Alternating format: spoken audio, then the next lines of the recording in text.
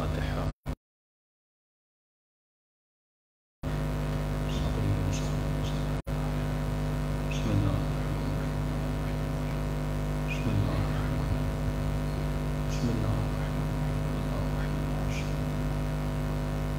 ربنا تقبل منا انك انت السميع العليم. صلوات پڑھیں محمد وعلى محمد.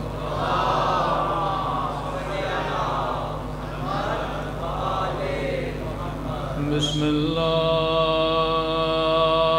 الرحمن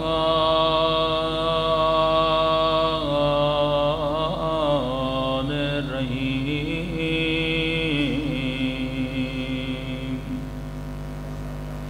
الحمد للہ رب العالمین.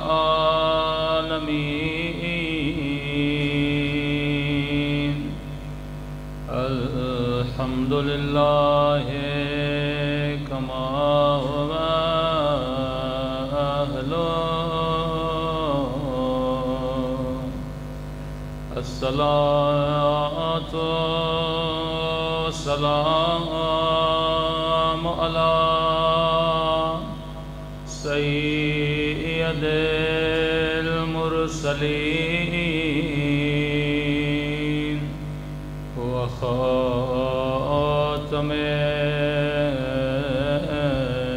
النبيين أبي القاسم محمد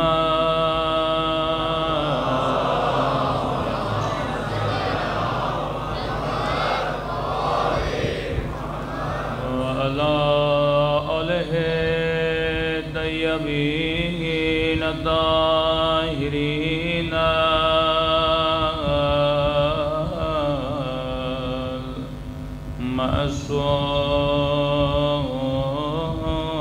المعصومين. سب مل کے دعا امام سما. اللهم كل وليك حجة ابن الحسن صلواتك عليه وعلى آبائه في هذه الساعة وفي كل وليا وحافظا وقائدا وناصرا ودليلا وعينا حتى تسكنه أرضك طوعا وتمتعه فيها طويلا برحمتك يا أرحم الراحمين. صلوات پڑھیں محمد.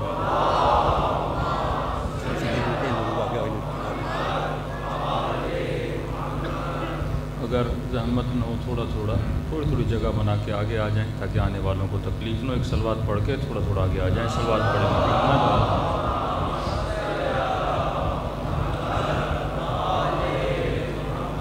بسم اللہ الرحمن الرحیم. رب اشرح لی صدری ویسر لی امری واحلل عقدۃ من لسانی یفقهوا قولی. اما بعد. فقد قال سبحانہ وتعالی فی محکم کتابہ. بسم اللہ الرحمن الرحیم. بقیۃ اللہ خیر لکم ان کنتم مؤمنین. صلوات پڑھیں محمد وعلی محمد.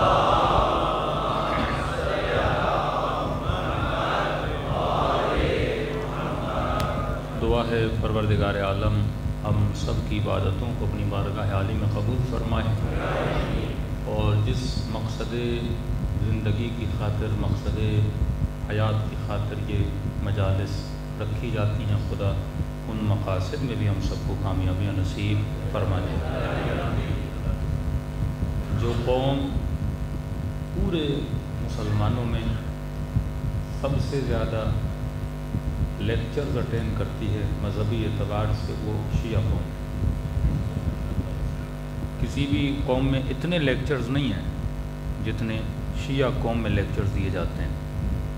بہت زیادہ ان کے یہاں ہو جائے عید میلاد النبی ہے, رمضان کے کچھ دن لیکچرز ہوتے ہیں, لیکن پراپر جس طرح آپ کے بچے آپ کے جمع لیکچر سننے آتے ہیں 2 مہینے محرم اور سفر, پھر شہادتیں الگ ہیں, رمضان کا مہینہ الگ ہے, ولادتیں الگ ہیں, جشن الگ ہیں. اب تصور کریں جو قوم اتنے لیکچر لے لیکن پروگرس زیرو ہو, تو یہاں لیکچر دینے والے کا مسئلہ ہے یا لیکچر لینے والے کا مسئلہ ہے. یعنی یہ بالکل ایسے ہے کہ ہم ایک یونیورسٹی بنائیں جس پہ مثلاً کوئی 50 کروڑ خرچہ ہو. جب یونیورسٹی بنتی ہے تو کسی ہدف کے لیے بنتی ہے. لوگ آئیں, بیچلر پاس کر کے ماسٹر کریں, ماسٹر پاس کر کے پی ایچ ڈی کریں, پھر معاشرے میں جائیں, کچھ ہنر سیکھ کے اپنے معاشرے کی خدمت کریں. تو یہ بھی ایک یونیورسٹی ہے, اس پہ بھی 50 کروڑ لگتے ہیں, یہاں پر بھی کروڑوں روپے لگ جاتے ہیں. اب سوال یہ ہے, کوئی ایسی یونیورسٹی آپ نے دیکھی ہے جس میں پڑھنے والے جائیں اور جو بیچلر پڑھنے جائے وہ 20 سال سے بیچلر نہیں رہے, جو ماسٹر پڑھنے جائے ایسی یونیورسٹی دنیا کبھی بھی نہیں کرے, بلکہ اس کی بدنامی ہے کہ ہر سال اس کا اسٹوڈنٹ فیل ہو اور اسی کلاس میں بیٹھا رہے. دنیا کہاں کی کہاں پہنچ جائے لیکن یہ وہیں کا وہیں بیٹھا رہے. تو فالٹ یا یونیورسٹی میں ہے یا اسٹوڈنٹ میں ہے. تو حسین کی مجلس میں تو فالٹ نہیں ہو سکتا, یہ مجلس ہے ہی ہدایت کے لیے. یا لیکچرار کا مسئلہ ہے کہ وہ صحیح لوگوں کو لیکچر نہیں دے رہا, کیونکہ ہماری نیچر بن چکی ہے. بوگس ٹیچر جس طرح ہوتے ہیں, ویزے پہ جو ٹیچر لیے جاتے ہیں ہمارے ہاں, کہ آتا کچھ نہیں, سفارش پر ٹیچر بن گیا, تنخواہ تو اس کو بھی ملتی ہے. قصور اس منبر کا تھا. ہم نے دین حاصل کرنے کے لیے جو معیار بنایا کسی خطیب کے لیے, وہ معیار کیا ہے؟ آج کل کا معیار میں آپ کو بتاتا ہوں, سوشل میڈیا. آج کل یہ دیکھا جاتا ہے میڈیا پہ کون مشہور ہے. آج یہ چل رہا ہے, جو میڈیا پہ بک رہا ہے وہی منبر پہ لایا جا رہا ہے. اور معیار ہم نے کیا بنایا کہ جو قرآن کی زیادہ آیتیں پڑھ لے, زیادہ حدیثیں پڑھ لے, شعر و شاعری کر لے, دیہاتوں کی طرف چلے جائیں تو سر کا اچھا ہو, 8-10 دوہڑے اچھے پڑھ لے. لیکن کیا جب تو بیمار ہوتا ہے اپنے جسم کو جب دکھانے جاتا ہے, کیا کبھی ایسے ڈاکٹر کے پاس جاتا ہے جس کے پاس ڈگری نہ ہو؟ کسی ایسے ڈاکٹر کے پاس جاتا ہے جو ان پڑھ ہو؟ کسی ایسے ڈاکٹر کے پاس جاتا ہے جس نے کہیں پڑھا ہوا نہ ہو لیکن 4 سال کسی میڈیکل اسٹور پہ کام کیا ہو, اسے یہ پتا ہو سوئی کیسے لگانی ہے؟ وہ ایک کمپاؤنڈر کو پکڑا تھا نا جو ڈاکٹر بن کے بیٹھا ہوا تھا, کہ آپ کیسے لوگوں کو دوائی دیتے ہو؟ کہ کوئی مسئلہ نہیں, سارے ڈاکٹر 5-6 دوائیوں سے زیادہ دیتے نہیں ہیں, میں نے وہ یاد کر لی. تو ذاکر کہتا ہے کون سی بڑی بات ہے, مولوی کیا کہ یہاں بیان کرتا ہے, میں نے وہ 4-5 چیزیں کیا کر لی ہیں, یاد کر لی ہیں. عوام کو خیبر اچھا لگتا ہے, میں نے صحیح سے یاد کیا. ان کو خندق اچھا لگتا ہے, میں نے صحیح سے یاد کیا. ان کے دل میں علی بن ابی طالب کی محبت ہے, میں نے 15-20 شعر یاد کر لیے ہیں. تو مجمع خوش بھی ہو جاتا ہے, وہ ہوا بھی کر لیتا ہے. تو وہ مریض اگر نیم حکیم کے پاس جاتا ہے تو اپنے جسم کو تباہ کرتا ہے, اور تو اگر نیم ملا کے پاس جائے گا اپنے ایمان کو تباہ و برباد کر دے گا. محمد برادر سلام.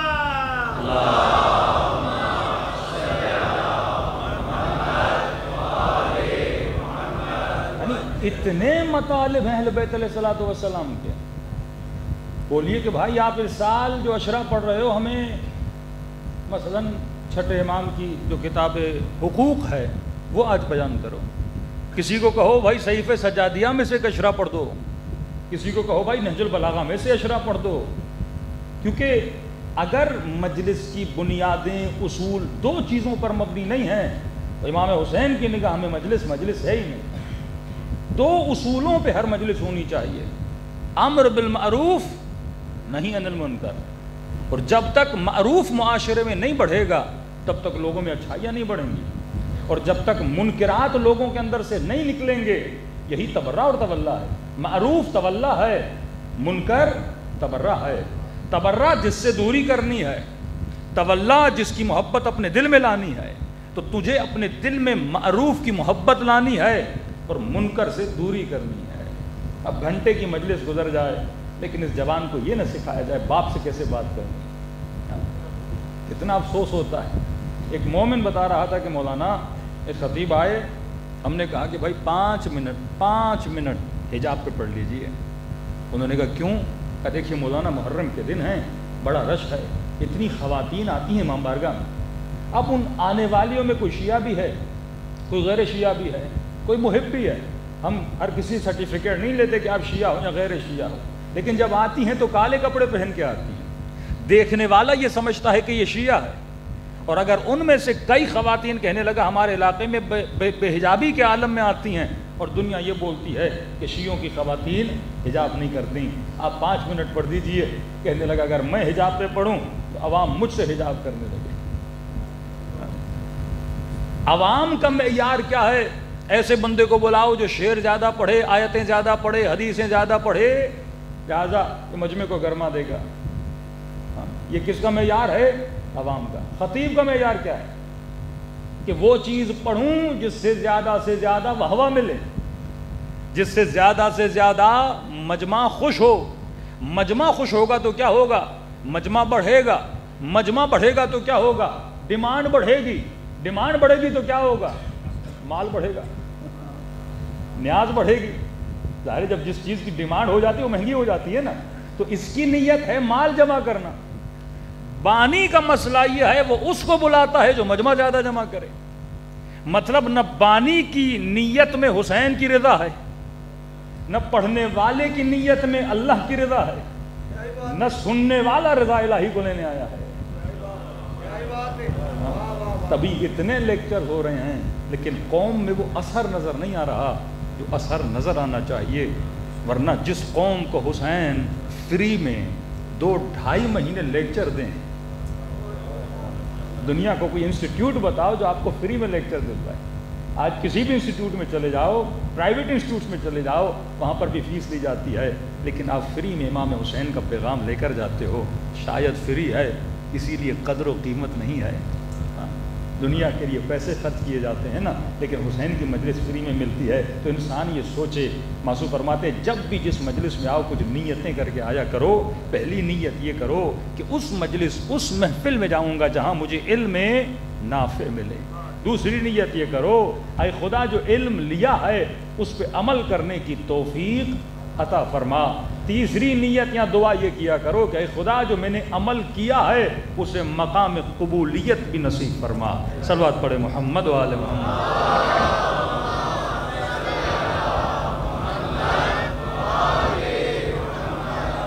جب تک اس قوم سے یہ وہوہ کی بیماری نہیں نکلتی، وہوہ کرنا گناہ نہیں ہے، لیکن اگر پرپز یہ بن جائے کہ میں مجلس پڑھوں ہی اس نیت سے کہ وہوہ ہو۔ ہم بھی مجلسیں بناتے تھے شروع میں، کئی پنجاب کے ایسے علاقوں میں جاتے تھے، مجبوری ہوتی تھی وہاں 15 منٹ ایسی مجلس پڑھو مجمع کھڑا ہو جائے، پھر 15 منٹ کے بعد چند لقمے ہم دیتے تھے، مجمع تیار ہو گیا، اب اسے چند مولا کے فرامین بتاؤ۔ یعنی کرنا پڑتا ہے، ہمیں بھی کرنا پڑتا ہے کہ مولا کا فرمان ہے کلم الناس بقدر عقولہم، نا جتنی عقل ہے اتنی بات کرو۔ اب شروع میں ہی اس سے ہم نماز و روزہ و حج و زکوٰۃ کی وہ تو بھاگ جائے گا۔ کہتے ایک بندہ نیا مسلمان ہوا اور کسی نے کہا وہ مسجد میں چلتے ہیں نماز پڑھنے، وہ آیا بیچارہ اور مولوی صاحب کو بتایا نیا مسلمان، اس نے کہا چلو اس کو ہم ٹھیک ٹھاک عبادت بھی کرا دیتے ہیں۔ اس نے پہلی نماز میں سورہ بقرہ پڑھ دیا۔ اب نیا مسلمان سورہ بقرہ، بقرہ کا مطلب ہے بھینس یا بھینس کا بچڑا، بقرہ پڑھ دیا اس نے، بیچارہ تھک گیا۔ 3 جز تقریباً قرآن کے پڑھ لیے اس نے۔ نیا مسلمان ہے، اس کو بہت جلدی جنت میں ہمیں بھیجنا ہے۔ چلا گیا، اگلے دن آیا کہ چلو پھر نماز پہ چلتے ہیں۔ وہ مسجد میں جیسے آیا کہ مولانا صاحب آج کون سا سورہ پڑھیں گے؟ کہ سنا ہے کل تم بہت تھک گئے تھے تو آج ہم سورہ فیل پڑھیں گے. فیل کا مطلب ہاتھی. حالانکہ فیل سورہ بہت چھوٹا ہے, نام بہت بڑا ہے. تو یہ اسی دن مسجد چھوڑ کے بھاگ گیا کہ کل بھینس پڑی تھی تو اتنی دیر مجھے کھڑا رہنا پڑا. آج ہاتھی پڑھو گے تو پتہ نہیں کتنی دیر کھڑا رہنا پڑے. تو کلم الناس بقدر عقولہم, لوگوں کی کیونکہ عقلیں بھی تھوڑی ایسی ہیں تو ظاہر ہمیں بھی کرنا پڑتا تھا, لیکن پھر پرپس بن جاتا ہے کہ یہ نقطہ پڑھو یہاں پہ اتنی واہ واہ ہوگی, یہ شعر پڑھو یہاں پہ اتنی واہ واہ ہوگی. آغا قراتی فرماتے ہیں اگر بندے کو وضو کرنا ہو, ٹھیک ہے, اب ایک گرم موسم ہے, جیسے پرسوں ترسوں اسلام آباد میں بھی کافی گرمی تھی, اب شدید گرمی ہو گئی. اب آپ کا دل ہے کہ کہیں پہ آپ کو ایک چشمہ نظر آیا, چشمے میں ٹھنڈا پانی تھا. اب آپ کو گرمی بھی لگی ہے, آپ آگے بڑھے, کبھی گرمی بہت ہے, اس پانی سے میں وضو کرتا ہوں تاکہ میرا بدن کیا ہو جائے, ٹھنڈا ہو جائے. کہتے ہیں یہ وضو خدا قبول نہیں کرتا کیونکہ اللہ کے لیے نہیں تھا, اپنی گرمی کو مٹانے کے لیے تھا. ہاں, اس میں رضائے الہی شامل نہیں تھی. اگر ہمارے اعمال میں بندے شریک ہو جائیں, یہ سب سے بڑا گناہ ہے. الشرک, یہ الریا ہوا شرک کلہ, جو ریا ہے وہ بدترین شرک ہے. آج ہم اپنی عبادتوں میں, اپنے اعمال میں اگر بندوں کی خوشنودی کو راضی کریں گے, خدا کبھی ہدایت نہیں دے گا. کربلا یہی بتاتی ہے, حسین ایک کو راضی کرنے گئے اور وہ تھا لا الہ الا اللہ, اور خدا نے کیا مقام دیا امام حسین کو, آج کائنات دیکھ رہی ہے. یزید لوگوں کو اور اپنی ذات کو خوش کر رہا تھا, آج نہ نام یزید ہے نہ یزید کو کوئی یاد کرنے والا ہے. صلوات پڑھے محمد و آل محمد.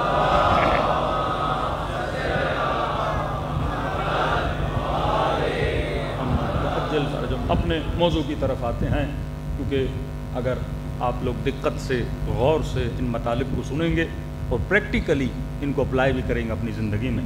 تو میں نے پہلے دن آپ سے سوال کیا کہ انسان کی تعریف کیا ہے. آپ کو یاد ہے کہ انسان کسے کہتے ہیں؟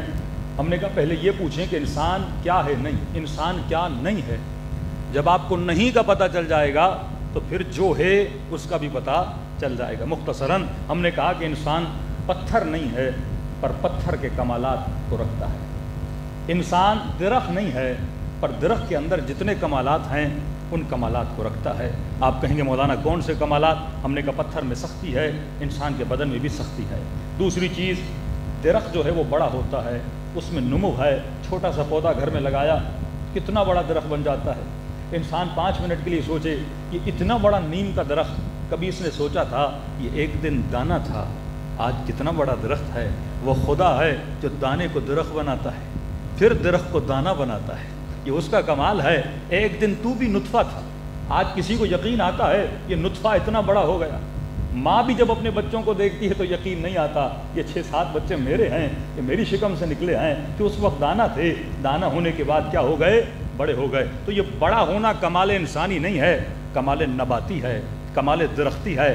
پھر ہم نے کہا کہ انسان حیوان نہیں ہے پر جتنے کمالات حیوانات کے اندر ہیں وہ انسان کے اندر موجود ہیں, بلکہ حیوانات کے اندر انسان سے کمالات تھوڑے زیادہ موجود ہیں. ہم نے کہا انسان دیکھتا ہے لیکن حیوان کی قوت دید انسان سے زیادہ ہے, قوت سماعت انسان سے زیادہ ہے, قوت شامہ انسان سے زیادہ ہے. یعنی اللہ بتانا چاہتا ہے میں نے وہ کمالات تجھے اتنے زیادہ نہیں دیے کیونکہ ان کمالات سے تیرا کچھ بننے والا نہیں تھا, وہ میں نے حیوانات کو دیے. وہ سارے کمالات کے رکھنے کے بعد بھی تیرے کنٹرول میں رہتے ہیں. شیر کو تو کنٹرول کرتا ہے, گدھے کو تو کنٹرول کرتا ہے, گھوڑے کو تو کنٹرول کرتا ہے, ہاتھی کو تو کنٹرول کرتا ہے. کتنے بڑے بڑے حیوانات ہیں لیکن تیرے خادم و غلام بن جاتے ہیں کیونکہ جو کمال تیرے پاس ہے وہ کمال ان کے پاس نہیں ہے. لیکن پہلے یہ سوچنا ضروری ہے کہ جن کمالات پہ میں ناز کر رہا ہوں اور یہ بول رہا ہوں کہ ان کمالات کی وجہ سے میں انسان ہوں, تو ان کمالات کی وجہ سے انسان نہیں ہے, وہ کمالات حیوانی ہے. ہم نے کہا حیوان بھی کھاتا ہے, انسان بھی کھاتا ہے, حیوان بھی پیتا ہے, انسان بھی پیتا ہے, حیوان بھی سوتا ہے, انسان بھی سوتا ہے, حیوان بھی اپنے بچوں کی رزق اور روزی کی تلاش میں نکلتا ہے. انسان بھی اپنے بچوں کی روزی کو رزق و تلاش میں نکلتا ہے، حیوان بھی ہنر سیکھتا ہے، انسان بھی ہنر سیکھتا ہے۔ وہ ہنر کیوں سیکھتا ہے؟ بقاء وجود کے لیے ہنر سیکھتا ہے۔ اگر دنیا میں باقی رہنا ہے تو ہنر کا ہونا ضروری ہے۔ ہنر ہوگا تو پیسے کماؤں گا، پیسے ہوں گے تو شکم کو بھر پاؤں گا۔ تو یہ جتنے ہنر سیکھنے ہیں یہ بھی حیوانی کمالات ہیں، انسانی کمالات نہیں ہیں۔ اگر کوئی یہ کہے میں اس لیے انسان ہوں کیونکہ بچے پالتا ہوں، حیوان بھی اپنے بچے پالتا ہے۔ کوئی یہ کہے کہ میں اس لیے انسان ہوں کیونکہ اپنے وطن کا محافظ ہوں، یہ بھی کمال حیوانی ہے۔ شیر بھی جنگل کی حفاظت کرتا ہے، وہ بھی اپنے ہمنوں کی مدد کرتا ہے۔ تو یہاں تک تو کمال حیوانی پر تھا، کمال انسانی کیا ہے؟ وہ کون سی چیز ہے جس کی وجہ سے تو انسان ہے؟ تو معصوم فرماتے ہیں ایک چیز تیرے اندر ہے جو حیوان کے اندر نہیں ہے۔ مولا وہ کون سی چیز ہے؟ فرمایا تو لامحدود تربیت پانے کی صلاحیت رکھتا ہے۔ حیوان تربیت نہیں پا سکتا، جتنا خدا نے سکھا دیا، جتنی وحی نازل کر دی، اس سے زیادہ وہ پڑھ نہیں سکتا، اس کے اندر زیادہ پروگریس نہیں ہے۔ آپ ایک کتے کو اپنے گھر میں 10 سال بھی رکھو، 10 کتابیں بھی پڑھا دو، اس کے اندر کوئی پروگریس آنے والی نہیں ہے۔ تبھی مولا فرماتے ہیں ملعون ہے وہ ملعون ہے جس کا آج اس کے کل سے بہتر نہیں ہے۔ یعنی اگر یہ تربیت نہیں پا رہا تو یہ ملعون ہے، کیونکہ اپنے انسان ہونے کا ثبوت نہیں دے رہا۔ لیکن اگر ڈیلی بیسس پہ اس کی تربیت آ رہی ہے، یعنی جب 20 سال کا تھا تو ایمان کے پہلے درجے پر تھا، آج 50 سال کا ہے تو ایمان کے کتنے درجے پر ہے؟ کیا ڈیلی بیسس پہ تیرا ایمان بڑھ رہا ہے؟ کیا ڈیلی بیسس پہ تیری روحانیت بڑھ رہی ہے؟ اور روحانیت کب بڑھے گی؟ جب تو تربیت حاصل کرے گا۔ اب تربیت کیا ہے؟ حیوان بھوک کو بجھانے کے لیے کھانے کی تلاش میں نکلتا ہے۔ اب بھینس کو یہ تمیز نہیں ہے کہ جو کھا رہی ہے وہ اپنے مالک کا کھا رہی ہے یا غیر کا کھا رہی ہے۔ اگر تو بھی یہی کرے کہ بھوک کو بجھانے کے لیے صرف کھانے کی تلاش میں نکلے، اللہ نے کہا نہیں، تو انسان ہے، دیکھ کا کھا، اپنا کھا رہا ہے یا غیر کا کھا رہا ہے۔ جس میں یہ تمیز ختم ہو جائے کہ وہ حق اہل بیت کو کھا رہا ہے یا اپنا حق کھا رہا ہے، وہ مقام حیوانیت پر ہو کر قیامت میں ظاہر کیا جائے گا۔ یہ جنہوں نے اہل بیت کا حق کھایا، جنہوں نے سیدہ کا حق چھینا، جنہوں نے آل رسول کا حق چھینا، یہ قیامت کے دن انسانی شکلوں میں ظاہر نہیں ہوں گے، کیونکہ اللہ پوچھتا ہے وَلْيَنْظُرِ الْإِنسَانُ إِلَىٰ طَعَامِهِ، انسان دیکھ کر کھائے، انسان دیکھ کر چنے، انسان دیکھ کر چلے، انسان دیکھ کر شادی کرے۔ یعنی ہر چیز میں تجھے تربیت کے ساتھ عمل کرنا ہے۔ کسی نے کہا کہ مولا کیا یہ ہم جو کام کر رہے ہیں، کمانے جاتے ہیں، بچوں کو تربیت دینے جاتے ہیں یا اسکول لے کر جاتے ہیں، کہا کہ یہ سارے کام تو حیوانات بھی کرتے ہیں، تو کیا ہمیں کوئی اجر نہیں ملے گا؟ کہا یہ ایک سکے کے 2 رخ ہیں، وہ کام حیوان بھی کرتا ہے، وہی کام تو بھی کرتا ہے۔ اب ان کاموں کا اجر کب ملے گا؟ جب یہ کام اس سمت میں چلیں گے، اس راہ میں چلیں گے جو پروردگار عالم نے کہا ہے، تو تجھے انسانی اجر ملے گا۔ اب کوئی کہے کہ مولانا یہ جس نے لائٹ بنائی کیا اسے خدا اجر نہیں دے گا؟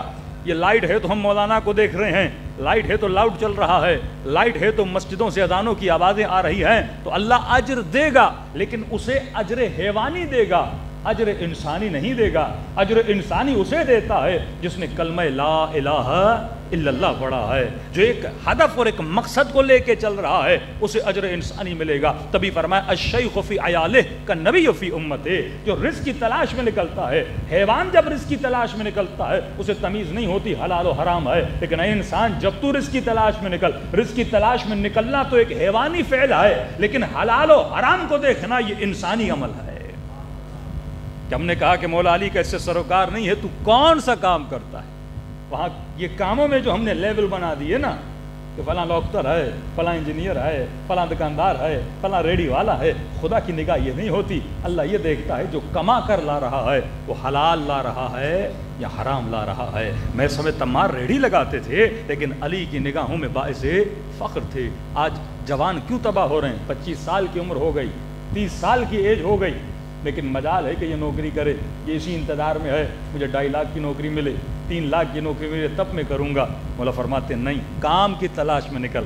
کام آر نہیں ہوتا، ننگ نہیں ہوتا، کوئی کام چھوٹا نہیں ہوتا۔ جو گھر پہ بیٹھ کے اپنے ٹائم کو ضائع کر رہے ہو یہ اہل بیت کو پسند نہیں ہے۔ جب جوان ہو اللہ نے طاقت دی ہے، کب تک اپنے ماں باپ کا کھاؤ گے؟ اپنے پاؤں پہ کھڑے ہو جاؤ۔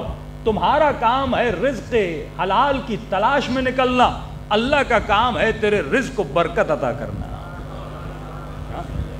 چھوٹا سا سرمایہ 2 لاکھ 3 لاکھ کی کوئی چھوٹی سی دکان بھی کھول لے، بس تو رزق کی تلاش میں نکل، حلال کی تلاش میں نکل. کیوں مولا فرماتے کوے کی طرح صبح نکل اور شام جلدی گھر واپس آ جا. تبھی ہمارے گھروں میں برکتیں نہیں ہیں، کیونکہ ہماری سوچیں بدل گئی ہیں. ہماری تربیت اہل بیت کے چینل سے نہیں ہو رہی، یہ تربیت لبرل چینل سے ہو رہی ہے، سیکولر چینل سے ہو رہی ہے. یعنی زبانوں پر نام حسین ہے لیکن ذہنوں میں فکر طاغوت ہے. جب تک فکر کو نہیں بدلو گے تب تک زندگی میں وہ سکون نہیں آئے گا. تو اہل بیت علیہ الصلوۃ والسلام کی زندگی میں صلوات پڑھے محمد و آل محمد.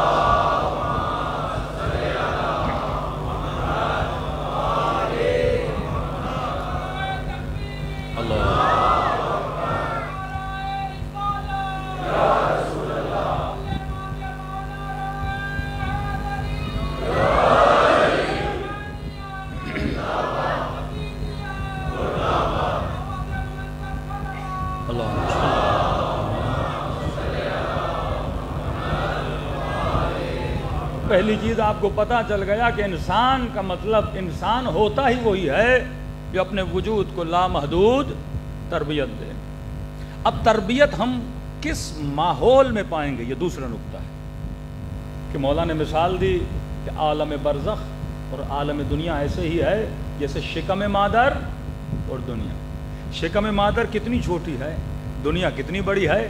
اب دنیا سمجھو شکم مادر ہے اور برزخ اس کائنات سے 100 ملین ٹائم بڑی ہے. شکم مادر میں بچہ کتنی لذتیں لیتا ہے، تو ماں کے خون سے اس کا تغذیہ ہوتا ہے، لیکن شکم مادر سے باہر کتنے ذائقے ہیں، لامحدود لذتیں. اسی طرح دنیا میں جتنی لذتیں ہیں اس سے زیادہ لذتیں کہاں ہیں، والآخرۃ خیر وابقیٰ. قرآن کہتے ہیں آخرت تمہارے لیے بہتر بھی ہے اور باقی بھی ہے. اس کی لذتیں کا اس کائنات سے بہت زیادہ ہے. اس لیے کئی روایات میں اگر بندہ ایک جھلک دیکھے عالم برزخ کی، فرماتے اگر خدا کہتے ہیں اگر میں جنت کی خوشبو دنیا میں رہنے والوں کو سگا دوں تو دنیا والے سارے مر جائیں. ایک تجلی کسی نے مولانا ایک میں امام کی مثال پہ غور کرو، ساری چیزیں باتیں بتائیں گی. تو بالکل ایسے ہے کیونکہ ہمارے اندر وہ طاقت کو کمانا ہی نہیں. ہم اس شام جنت کے لیے بھی تیار نہیں. یہاں پہ ہمیں تیار ہونا. اگر تو یہاں پہ تیار ہو کے وہاں نہیں گیا، وہاں کی لذتوں کا مقابلہ وہاں کی لذتوں سے مالا مال نہیں ہو سکتا. اللہ تجلی کرتا ہے، قوم جل جاتی ہے، بے ہوش ہو جاتا ہے. مطلب نبی نے برداشت کی، قوم نے برداشت نہیں کی. تو بالکل ایسے ہے کہ بچہ نیا نیا پیدا ہوتا ہے. کیا آپ بچے کو پیدا ہوتے ہی گوشت کھلا دو، کھائے گا تو مر جائے گا. پیدا ہوتے اسے سخت کھانا دو گے بچہ مر جائے گا. پہلے وہ نرم چیز کھاتا ہے، دودھ پیتا ہے. دودھ کے بعد آہستہ آہستہ اسے ماں ہلکی دیتی ہے. روٹی دینے کے بعد اس کے آہستہ آہستہ دانت نکلتے ہیں. اس کے بعد وہ دوسرا کھانا کھانا شروع کرتا ہے. بالکل اسی طرح اگر فی الفور اللہ کے ملائکوں کو آپ دیکھ لو برداشت نہیں کر پاؤ گے. جنت کی لذتوں کو دیکھو گے برداشت نہیں کر پاؤ گے. یہ ایمان کا پہلا درجہ. دوسرا درجہ اسی بچے کی طرح جس طرح ماں اس بچے کو تیار کرتی ہے اور اس کا جسم بھی وقت کے ساتھ ساتھ بالغ ہوتا ہے اور وہ دنیا کی لذتوں کو پانے کی صلاحیت پیدا کرتا ہے، اسی طرح خدا تجھے دنیا میں بھیجتا ہے تاکہ دنیا میں تو خود کو بلوغ عقلی تک پہنچا، تیری روح اتنی بلندیوں پہ پہنچے. جس طرح آیت اللہ العظمہ تباہی اسی دنیا میں ملائکوں کو دیکھا کرتے تھے. اسی دنیا میں بندہ دیکھ سکتا ہے. کئی ایسے اعمال ہیں اگر انسان انجام دے تو انسان اللہ کے ملائکوں کو وقت ملا تو کل کی مجلس میں 1-2 عمل بھی آپ کو بتا دوں گا اگر انسان کرے. لیکن توانائی تو ہو نا. ایسا نہ ہو یا ملائک کو دیکھا فوراً اٹیک آ گیا بندہ ہی مر گیا. فائدہ کیا؟ تمہارے اندر وہ طاقت ہی نہیں، تمہارے اندر وہ برداشت ہی نہیں. کئی لوگ کہتے ہیں مولانا امام زمانہ کو دیکھیں. اگر واقعاً مولا اپنا حقیقتاً وجود کسی کو دکھائیں کوئی بندہ برداشت نہیں کر سکتا. نہ امام کے نور کو برداشت کر سکتا ہے، نہ ان کی ہیبت کو برداشت کرتا ہے، نہ ملائکۃ اللہ کو برداشت کرتا ہے. رسول خدا پہ وحی نازل ہوتی تھی، حالات نبی کے بدل جاتے تھے کیونکہ تجلی پروردگار عالم اتنی سخت ہے. اس تجلی کے لیے، اس ملاقات خدا کے لیے تم نے خود کو تیار کرنا ہے. ہم نے کہا شکم مادر میں خدا بچے کو ہاتھ دیتا ہے لیکن شکم کے لیے نہیں، پاؤں دیتا ہے شکم کے لیے نہیں، کیونکہ اس نے نہ پیٹ میں چلنا ہے نہ بولنا ہے نہ اس نے ہاتھوں کی حرکت کرنی. ہاتھ دے پیٹ میں رہا ہے لیکن کہاں کے لیے دے رہا ہے؟ دنیا کے لیے دے رہا ہے. اسی طرح فرمایا کئی چیزیں خدا تجھے یہاں دیتا ہے لیکن یہاں کے لیے نہیں دیتا. کہاں کے لیے دیتا ہے؟ عالم برزخ کے لیے دیتا ہے. اس عالم کے لیے تو نے خود کو تیار کرنا ہے۔ تیسری چیز ہم نے بتائی، کیونکہ ہم اللہ کی طرف سے آئے ہیں، عالم جبروت سے عالم ناسوت میں آئے ہیں، پھر ہم نے سفر کرنا ہے اوپر کی طرف، پھر یہ روح اوپر کی طرف جائے گی۔ میں نے اس سال انشاءاللہ وہ ہم تیار کر دیں گے، اپنے چینل پر بھی رکھ دیں گے۔ کئی ایران کے ایسے لوگوں کے انٹرویوز ہیں، فورن ملک کے لوگوں کے انٹرویوز ہیں جو کوما میں گئے اور ان کی روح بدن سے نکلی، انہوں نے عالم برزخ کا ہلکا پھلکا سفر کیا، پھر واپس آ گئے۔ ہاں، جو گنہگار تھے وہ کہتے ہیں ہم ایک بلیک ٹنل سے گزرتے تھے، جو نیک لوگ تھے وہ کہتے ہیں ہم ایک وائٹ ٹنل سے گزرتے ہیں۔ کئی نوجوان کہتے ہیں مولانا یہ نہیں ہو سکتا، اللہ ہمیں موت نہ دے، ایسے ہی اوپر بلا لے۔ یہ سائنٹیفکلی نہیں ہو سکتا آپ اوپر جائیں۔ ہاں، برزخ تو بہت دور ہے۔ اگر کوئی بندہ مثلا مریخ پہ جانا چاہے، چاند کتنے فاصلے پر ہے؟ کہتے ہیں پتہ نہیں کتنے نوری اتنے سال لگیں گے کہ بندہ مثلا سورج تک جا کے پہنچے۔ سورج اتنا انسان سے مثلا دور ہے۔ کئی ایسے ستارے ہیں جو انسان سے اتنے دور ہیں کہ آپ کو مثلا 2000 نوری سال، لائٹ سیئر جیسے بولتے ہیں، وہ آپ کو لگیں گے وہاں پہنچنے کے لیے۔ اب کہتے ہیں اگر ہم کوئی ایسا جہاز بنا بھی دیں جس کی آج کے جو جہاز ہوتے ہیں ان کی سپیڈ کتنی ہوتی ہے، مثلا گاڑی کی سپیڈ میکسیمم 220 ہوتی ہے، جہاز کی سپیڈ ہزاروں میں ہوتی ہے، لیکن کہتے ہیں ہمیں اس سپیڈ کو لاکھوں اور ملینز میں بڑھانا پڑے، مطلب جہاز اتنی سپیڈ کے ساتھ جائے تب جا کے اتنے ہزاروں سالوں کے بعد اس سیارے پہ پہنچے گا۔ اب کہتے ہیں انسان اگر یہ جسم لے کے جہاز میں بیٹھے اور اتنی سپیڈ سے اوپر جائے تو انسان کا جسم کیا ہو جائے؟ ذرہ ذرہ ہو جائے گا۔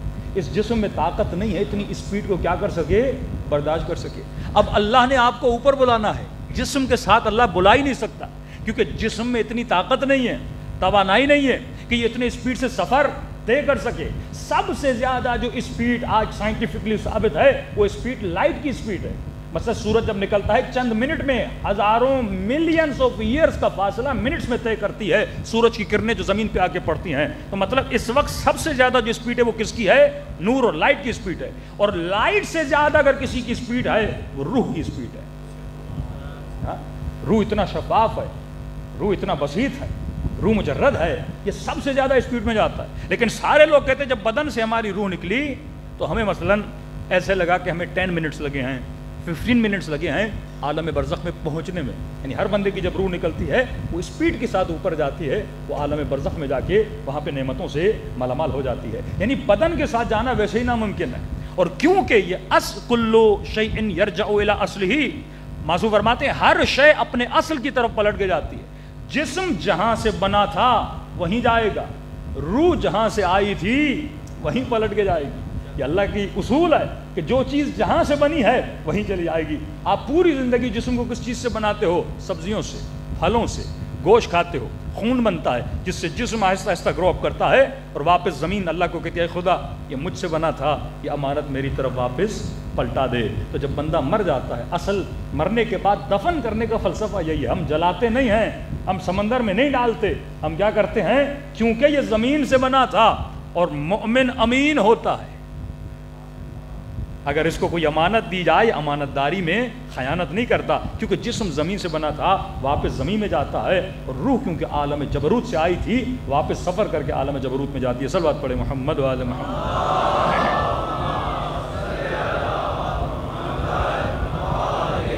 محمد عجل فرجهم۔ تو ہم نے کہا کہ اللہ نے ایک نشانی آپ سب کے اندر رکھی، وہ تھی کہ ہر انسان ان لمیٹڈ سے محبت کرتا ہے، اسے زندگی میں کسی بھی جگہ سکون نہیں ملتا۔ کوئی بھی ایسا انسان نہیں ہے جو یہ کہے کہ اتنے پیسے مجھے مل گئے انف ہے، نہیں، جتنا ملتا جائے گا خواہش اور بڑھے گی اور بڑھے گی اور بڑھے گی، کیونکہ یہ اس کا خاصہ ہے۔ روح ہمیشہ اس چیز کو پسند کرتی ہے جو لامحدود ہے، کیونکہ روح خود لامحدود ہے، وہ کسی لامحدود سے مل کر آئی ہے، لہٰذا یہ خواہش بھی کسی لامحدود کی کرتی ہے۔ لہٰذا یہ خواہش بتاتی ہے اگر کسی چیز کی طلب ہے تو اس مطلوب کا ہونا ضروری ہے۔ یہاں تک تو ہم پہنچے۔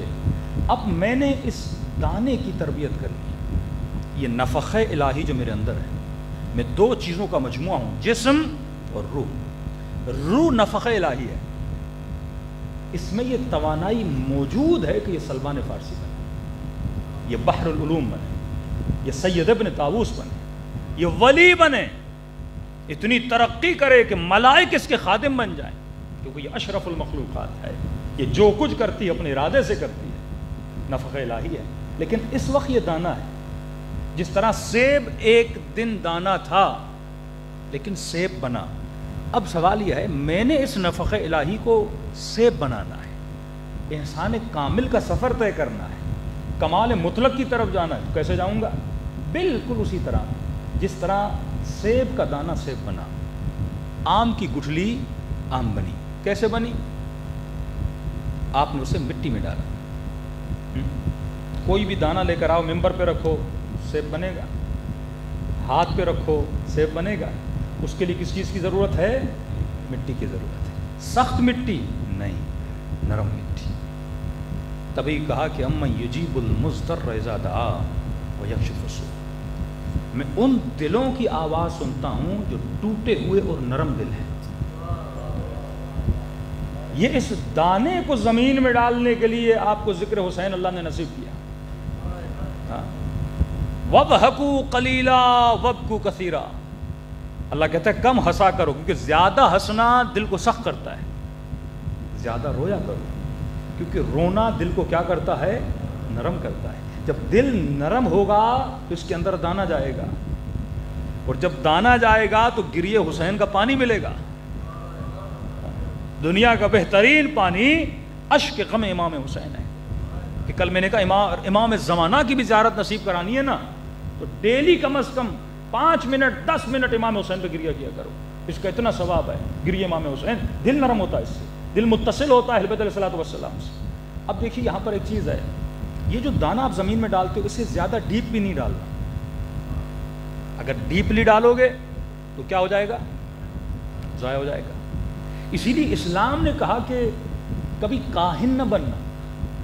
یہ جو لوگ بالکل ترک دنیا کر دیتے ہیں، کبھی تو تارک کو دنیا بن کے بھی اللہ تک نہیں پہنچ سکتا۔ بس ایک بندہ کہے میں بڑا متقی ہوں، شادی نہیں کرتا، اس کا کچھ نہیں بنے گا۔ میں دنیا میں اٹھنا بیٹھنا بند کر دوں گا، مطلب اتنا ڈیپ چلا جائے۔ دانا بھی اگر زیادہ ڈیپ چلا جائے وہ کبھی بھی درخت بننے کی صلاحیت پیدا نہیں کر سکتا۔ تجھے زیادہ ڈیپ نہیں بنا، میں زاہد بنوں گا، میں خانہ نشین بن جاؤں گا، میں خانقاہوں میں چلا جاؤں گا، میں صحرا میں چلا جاؤں گا، اللہ اللہ کرتا رہوں گا، کبھی تو اس مقام اولیاء تک نہیں پہنچ سکتا۔ تو دانے کو مٹی میں ڈالنا ہے، لیکن اتنا ڈیپ ڈالنا ہے، اتنا اندر ڈالنا ہے دانے کو کہ اس تک سورج کی روشنی پہنچ سکے، اس تک پانی پہنچ سکے، اس تک کھاد پہنچ سکے، اسے ہوا لگ سکے۔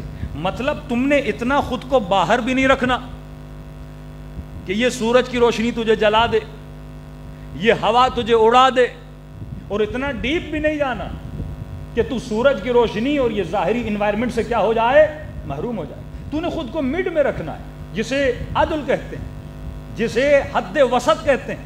تجھے بیچ میں چلنا ہے، نہ افراط میں جانا ہے نہ تفریط میں جانا ہے، بیچ کے راستے میں رہ کر تم ایک درخت بن سکتے ہو۔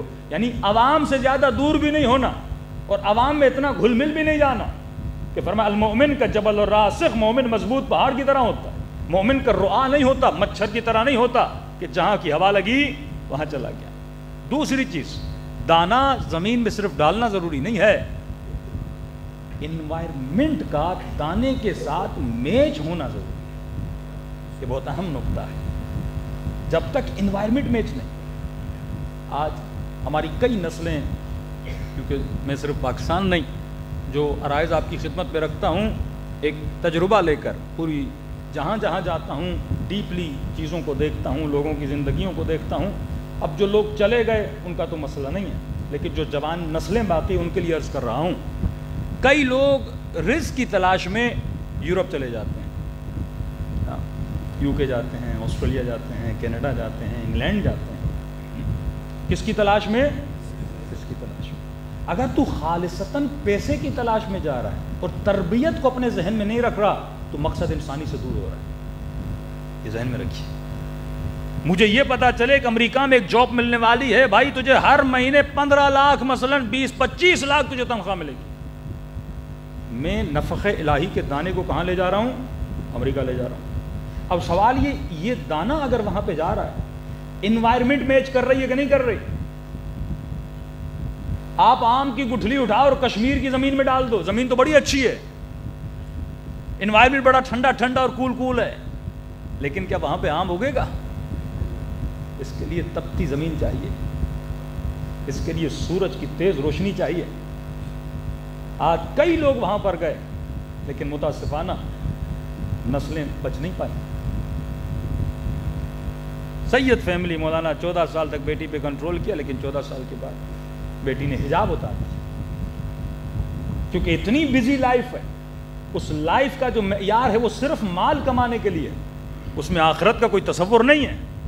بندہ جاب پہ جاتا ہے، نماز ہی اسے 6 بجے شام کو نصیب ہوتی ہے، کیونکہ ان کے تصور میں نماز ہے ہی نہیں۔ اسلام کہتا ہے شرابی کے ساتھ نہ بیٹھو، زانی کے ساتھ نہ بیٹھو، لیکن وہاں جن کے ساتھ آپ کام کرتے ہو وہ صبح شام ہفتے میں 2 دن ان کو ملتے ہیں، اس میں شراب بھی پیتے ہیں، زنا بھی کرتے ہیں۔ اسلام کہتا ہے وہاں گھر لو جو ہمسائے تیرے اچھے ہوں، وہاں ہر دوسرا تیسرا ہمسایہ زانی بھی ہے، شرابی بھی ہے۔ دوسرا اسلام کہتا ہے قرآن اور اہل بیت کے بعد اللہ کی سب سے بڑی امانت اگر خدا نے تجھے دی ہے وہ تیری اولاد ہے۔ وہاں بچے اسکولز میں پڑھتے ہیں، سرکاری اسکول میں، پرائیویٹ اسکول کو والدین افورڈ نہیں کر سکتے۔ ہاں، یو کے کی مثال دیں، وہاں پر شیعہ اسکولز ہیں ہی نہیں، سیٹرڈے سنڈے ان کو ملتا ہے، وہاں پر کیا رکھتے ہیں؟ بچوں کے لیے مذہبی کلاسز رکھتے ہیں، وہ بھی بڑی زبردستی بچوں کو وہاں پہ لے جایا جاتا ہے۔ وہاں پہ بچوں کے لیے کھیل کود کا سامان رکھا جاتا ہے، فٹ بال اور پتہ نہیں کیا کیا کیا کیا کچھ۔ ہمارے اسلامی اپنے شیعہ مومنوں نے وہاں پہ بہت بڑا سمجھیں سوئمنگ پول بھی بنایا، کھیل کود بھی بنایا کہ کم از کم اس بہانے بچے آئیں اور تھوڑا دین سیکھ کے چلے جائیں۔ لیکن جس انوائرمنٹ میں، بار بار کہہ رہا ہوں، دانے کو انوائرمنٹ چاہیے، اگر تم نے صحیح انوائرمنٹ نہیں دیا، پانی تم بہترین دو گے، مٹی تم بہترین دو گے، لیکن اگر انوائرمنٹ غلط ہے یہ کبھی درخت بننے کی صلاحیت پیدا نہیں کر سکتا۔ اب جس اسکول میں بچہ پڑھے گا اس کے جتنے بچے وہاں پہ پڑھ رہے ہیں سارے زنا زادے ہیں۔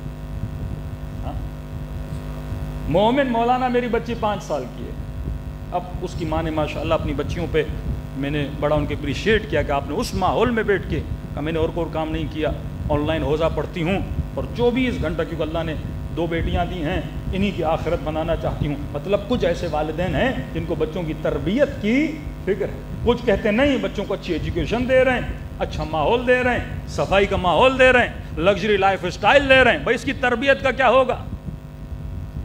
ایسے لگژری ماحول میں تو کئی بلیاں بھی رہ رہی ہیں۔ ہاں، ایک بندہ مر گیا، اس نے ساری ملکیت کتے کے نام پہ کر دی، کتے کے نوکر اتنے زیادہ تھے، کوئی اس کو دہلا رہا ہے، کوئی اس کے لیے شیمپو لا رہا ہے، تو وہ بھی لگژری لائف جی رہا ہے نا۔ معیار تیری زندگی کا یہ نہیں تھا تو لگژری لائف جیے، ہدف زندگی یہ تھا تو اپنی تربیت کر سکے۔ تربیت کے لیے ماحول انوائرمنٹ کا ہونا ضروری ہے۔ اب وہ بچہ اگر زانی شرابیوں کے ساتھ پڑھے گا، ظاہر ہے مینٹلٹی کیسی بن جائے گی؟ وہ 24 گھنٹہ بدحجاب لوگوں کو دیکھے گا، مینٹلٹی قب ہے، گناہ ختم ہو جائے گا، بے حیائی کا قب ختم ہو جائے گا۔ ابھی تو یہ بھی لایا گیا کہ بھائی کتابوں میں پڑھایا جائے، جو آپ کو پتا ہے وہاں کیا پڑھایا جا رہا ہے۔ فرانس کا قانون بن چکا مثلا حجاب پہ پابندی۔ پاکستانی اگر پاکستان بنا، ہم انڈیا سے کیوں بھاگے؟ اسی لیے بھاگے کہ بھائی انڈیا میں ہندو ہیں، آج ہندو حکومت ہے، انہوں نے اسکولز میں پابندی لگا دی بعض صوبوں میں کہ حجاب کے ساتھ آپ نہیں آ سکتے۔ اب ظاہر ہے اپنے معاش کے لیے، پیٹ کو پالنے کے لیے بعض خواتین نے کیا کیا، اسکول سے پہلے دوپٹہ اتار دیا اور باہر دوپٹہ پہن لیا، مطلب حجاب کی ویلیو کیا ہو گئی؟ ختم ہو گئی۔ عورت کا اصل جہاد کیا تھا؟ وہ اپنے حجب و حیا کو باقی رکھے۔ مرد کا جہاد کیا ہے؟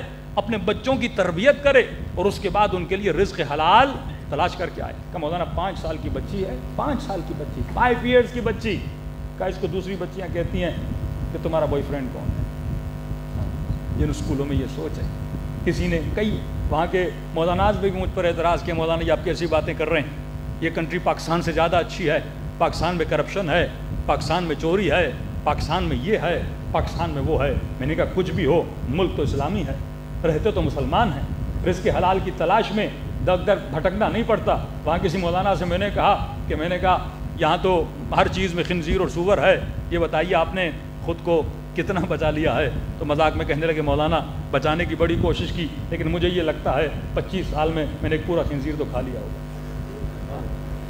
کہ کتنا بھی کوشش کروں یہ تھوڑا تھوڑا ہر چیز میں ڈالتے رہتے ہیں، تو مجھے یہ لگتا ہے کہ 25 سال میں ایک تو میں نے کم از کم پورا کھا لیا ہوگا۔ بڑا مشکل ہے کیونکہ کفر کا ماحول ہے، آپ خود کو کتنا بچائیں گے؟ اب جو پہلی نسل یہاں سے جاتی ہے وہ تو بڑی مومن ہوتی ہے، پراپر نماز بھی پڑھتی ہے، سب کچھ کرتی ہے، کیونکہ پاکستانی ماحول میں کیا ہوئی ہے، بڑی ہوئی ہے، والدین کی صحیح تربیت ملی ہے۔ لیکن وہ بچے جو وہاں پیدا ہوتے ہیں، ایک تو آپ لاکھ کوشش کرو گے، جب بچہ بڑا ہو جائے گا واپس نہیں آئے گا۔ ہالینڈ کے مومن کہتے ہیں مولانا یہاں پہ ان کے ایڈمنسٹریشن نے میٹنگ کی کہ بھائی تم ان کو نیشنلٹیز دے رہے ہو، یہ کماتے یہاں پر ہیں، پیسے سارے پاکستان بھیج دیتے ہیں، کماتے ہمارے ملک میں ہیں، پراپرٹیز پاکستان میں بناتے ہیں۔ انہوں نے کہا تم گھبراؤ نہیں، ہمارا ان پہ فوکس نہیں ہے، جتنی پراپرٹیز بنانی ہے پاکستان میں بنائیں، جب یہ مر جائیں گے ان کے بچے بڑے ہوں گے سب کچھ وہاں بیچ کے پھر واپس یہاں لے کر آئیں گے، کیونکہ وہ آپ کی کنٹریز کو کبھی ڈیولپ نہیں ہونے دیں گے۔ اس کی وجہ یہ ہے کہ آپ کی نسلیں یہاں پہ نہ رکیں۔ ہم کس چیز سے انسپائر ہوتے ہیں؟ لگژری لائف اسٹائل سے انسپائر ہوتے ہیں۔ ہم کس چیز سے انسپائر ہوتے ہیں؟ وہاں کے اچھے لیونگ لائف سے انسپائر ہوتے ہیں نا، دین تو ہے نہیں، ایمان تو ہے نہیں۔ دوسری چیز کہا کہ مولانا یہاں پر جھوٹ نہیں بولتے انگریز، یہ نہیں کرتے، وہ نہیں کرتے۔ میں نے کہا ہر معاشرے کی خوبیاں تو برائیاں ہوتی ہیں، لیکن کچھ برائیاں ایسی ہوتی ہیں جو جڑ سے ہی انسان کے ایمان کو تباہ ہو برباد کر دیتی ہیں۔ کافی برائیاں ہیں جو میں اس ممبر سے بتا نہیں سکتا، لیکن بیسک چیز کی طرف اشارہ کروں تاکہ آپ کو پتہ لگے کہ اسلامی معاشرے میں آپ کے پاس کیا ہے اور کفر کے معاشرے میں آپ کے پاس کیا نہیں ہے۔ صلوات پڑھیں محمد و آل محمد۔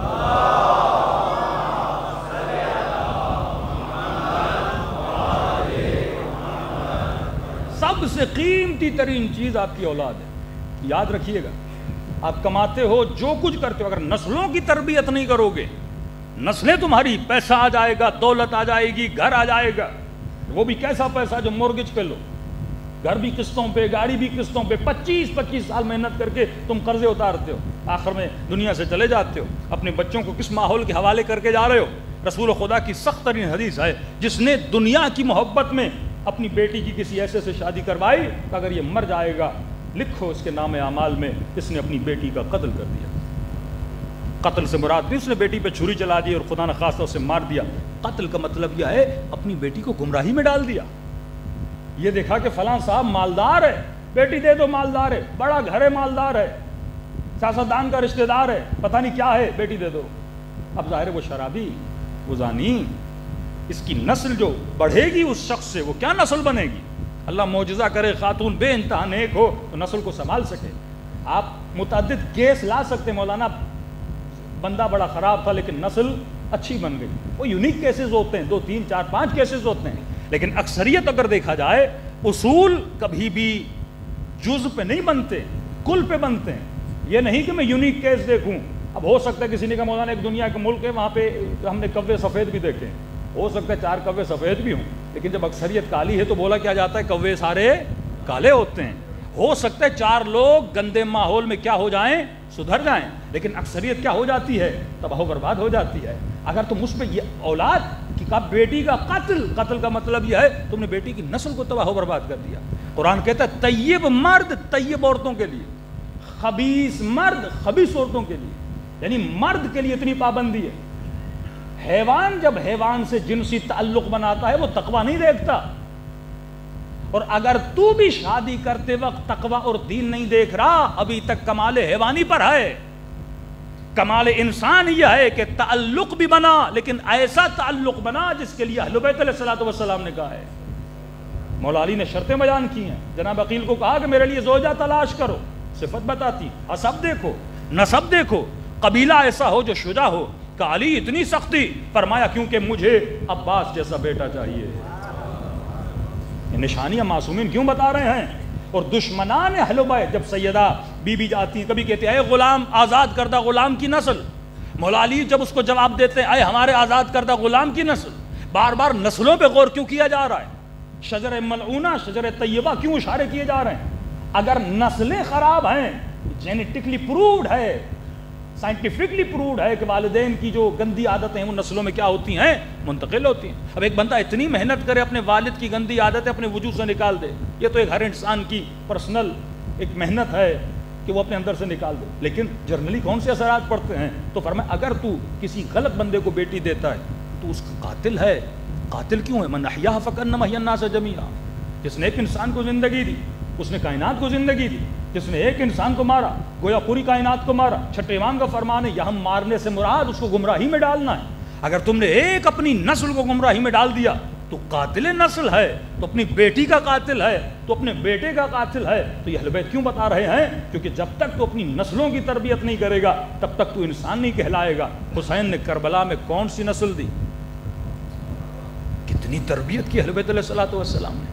یہ کس کی تربیت کا اثر ہے؟ ہم مسلمانوں کو یہی بتاتے ہیں بھائی ہم اہل بیت لاتے ہیں، تو ان کی گھر کی تربیت دیکھ، اور مقابل میں دشمنان اہل بیت کے گھروں کی تربیت دیکھ۔ باپ کی تربیت کا پتہ اس کے بیٹے سے لگتا ہے۔ یزید کی اگر اچھی تربیت نہیں تھی تو اس کا مربی کون تھا؟ اور حسین کی اگر تربیت یہ ہے تو اس کا مربی کون ہے؟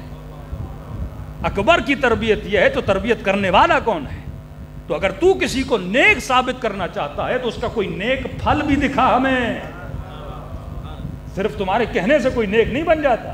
تربیت بتاتی ہے کہ بندہ کتنا عالم تھا، کتنا اچھا مربی تھا۔ تو میرے عزیز نسلوں کا خیال کریں، ان ماحولوں میں نسلیں صحیح پنپتی نہیں ہیں۔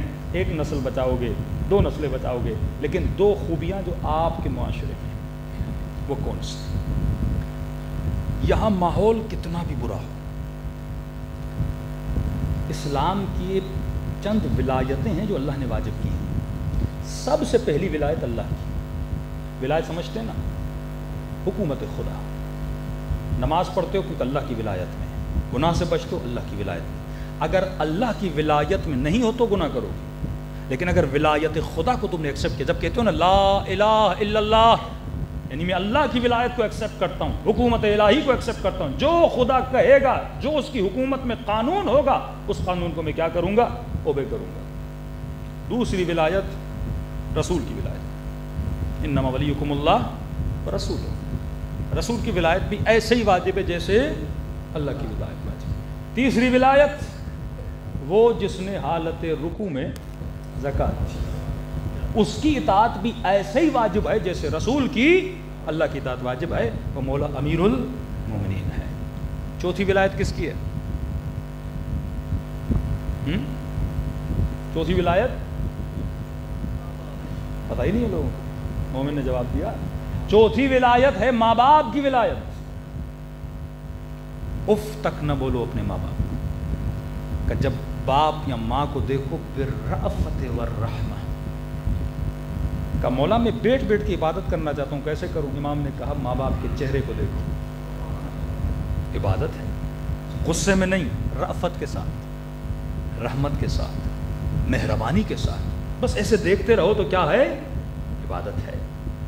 باپ جو کہے واجب، ماں جو کہے واجب، اطاعت کرنا تیرے اوپر کیا ہے؟ واجب ہے۔ بیٹی باپ کی ولایت میں ہے، بغیر اجازت کے شادی نہیں کر سکتی، وہ کس کی ولایت میں ہے؟ والد کی ولایت میں ہے۔ اب پانچویں ولایت کس کی ولایت ہے؟ یہاں پہ عورتوں کی بحث شروع ہو جاتی ہے۔ جب عورت باپ کے گھر سے نکل کے شوہر کے گھر میں جاتی ہے، اب اس کے اوپر کس کی ولایت ہے؟ شوہر کی ولایت ہے، اور اتنی سخت ولایت ہے کہ کہے کہ باپ اس کا کہے کہ بیٹی یہ کرو، لیکن شوہر کہے کہ نہ کرو، کس کی سنے گی؟ شوہر کی، کیونکہ اب اس کی ولایت میں آ گئی ہے۔ حاکم ہمیشہ ایک ہوتا ہے، جن قوموں کی لیڈرشپیں بڑھ جاتی ہیں وہ قومیں بھی تباہ ہو جاتی ہیں، جس گھر میں بھی لیڈرشپ بڑھ جاتی ہے وہ گھر بھی تباہ ہو جاتے ہیں۔ اکثر ہم بچپن سے مثال سنتے تھے نا کہ میاں بیوی ایک گاڑی کے 2 پہیے ہیں، یہ غلط مثال ہے، شوہر ڈرائیور ہے۔ یہ ایکوالٹی کا جو تصور لایا جا رہا ہے اسلامی تصور نہیں ہے۔ بھائی یہ گاڑی ہے، چلانے والا ایک ہوگا نا، 2 تو نہیں ہو سکتے۔ اب وہ بولے میں چلاؤں گی، یہ بولے میں چلاؤں گا، وہ ہینڈل کو ادھر کھینچے، یہ ہینڈل کو ادھر کھینچے، آخر میں گاڑی بھی گئی اور دونوں خود بھی گئے۔ وہ گھر ڈپریشن، انزائٹی، پریشانیوں کا شکار ہو جائے گا۔ ایک بندہ گاڑی چلا سکتا ہے، دونوں بندے گاڑی نہیں چلا سکتے۔ گھر کے اندر کس کی ولایت ہے؟ شوہر کی ولایت۔ بچوں پر کس کی ولایت ہے؟ ماں باپ کی ولایت۔ یہ نعمت آپ کو پاکستان میں ملی ہوئی ہے۔ یہاں بچہ غلطی کرے نا، کان سے پکڑو، باپ کی ولایت ہے نا، ڈانٹ بھی دو، پکڑو بھی، سختی بھی کرو، جو اسلامی اصول ہیں 1 سے لے کے 7 تک بادشاہ، 7 سے لے کے 14 تک غلام، اس کے بعد تیرا وزیر ہے، ٹھیک ہے؟ خدا نہ خواستہ کسی کی بیوی کوئی غلطی کر دے، شوہر سختی کر سکتا ہے نا، حجاب نہ کرے، سختی کرے، نماز پڑھتی نہیں، سختی کرے اس پہ. اسی طرح بچوں پر یہ واجب ہے ماں باپ پر کہ اب سختی کا مطلب ہے ڈنڈا اٹھا کے مارنا شروع کر دے. سختی کا مطلب ہے اپنے طریقے سے ایک سختی ہوتی ہے، جس طرح بچوں کو خرچی دی جاتی ہے، فیس دی جاتی ہے، اس کو تھوڑا کم کر دے. ہاں تھوڑا ڈانٹ بھی بندھا سکتا ہے، ہلکی پھلکی سختی جس طرح بولتے ہیں، جس کی اجازت شریعت میں موجود ہے، یہاں آپ کر سکتے ہو. لیکن ویسٹرن ورلڈ میں جب آپ اپنے بچے لے جاؤ گے، وہ بچہ اسکول جاتا ہے نا، ٹیچر بولتی ہے اگر ولایت چلائے بھی نا فون مجھے کر دینا، ہم بتا دیں گے اس کی ولایت کتنی چلتی ہے. ایک بیوی نے شوہر پہ کیس ڈال دیا کہ میرے شوہر نے میرے ساتھ زبردستی کی، اعوذ باللہ. پولیس نے کہا 14 مائل بیوی کے گھر کے قریب نہیں جاؤ گے، خرچہ بھی دو گے قریب بھی نہیں جاؤ گے.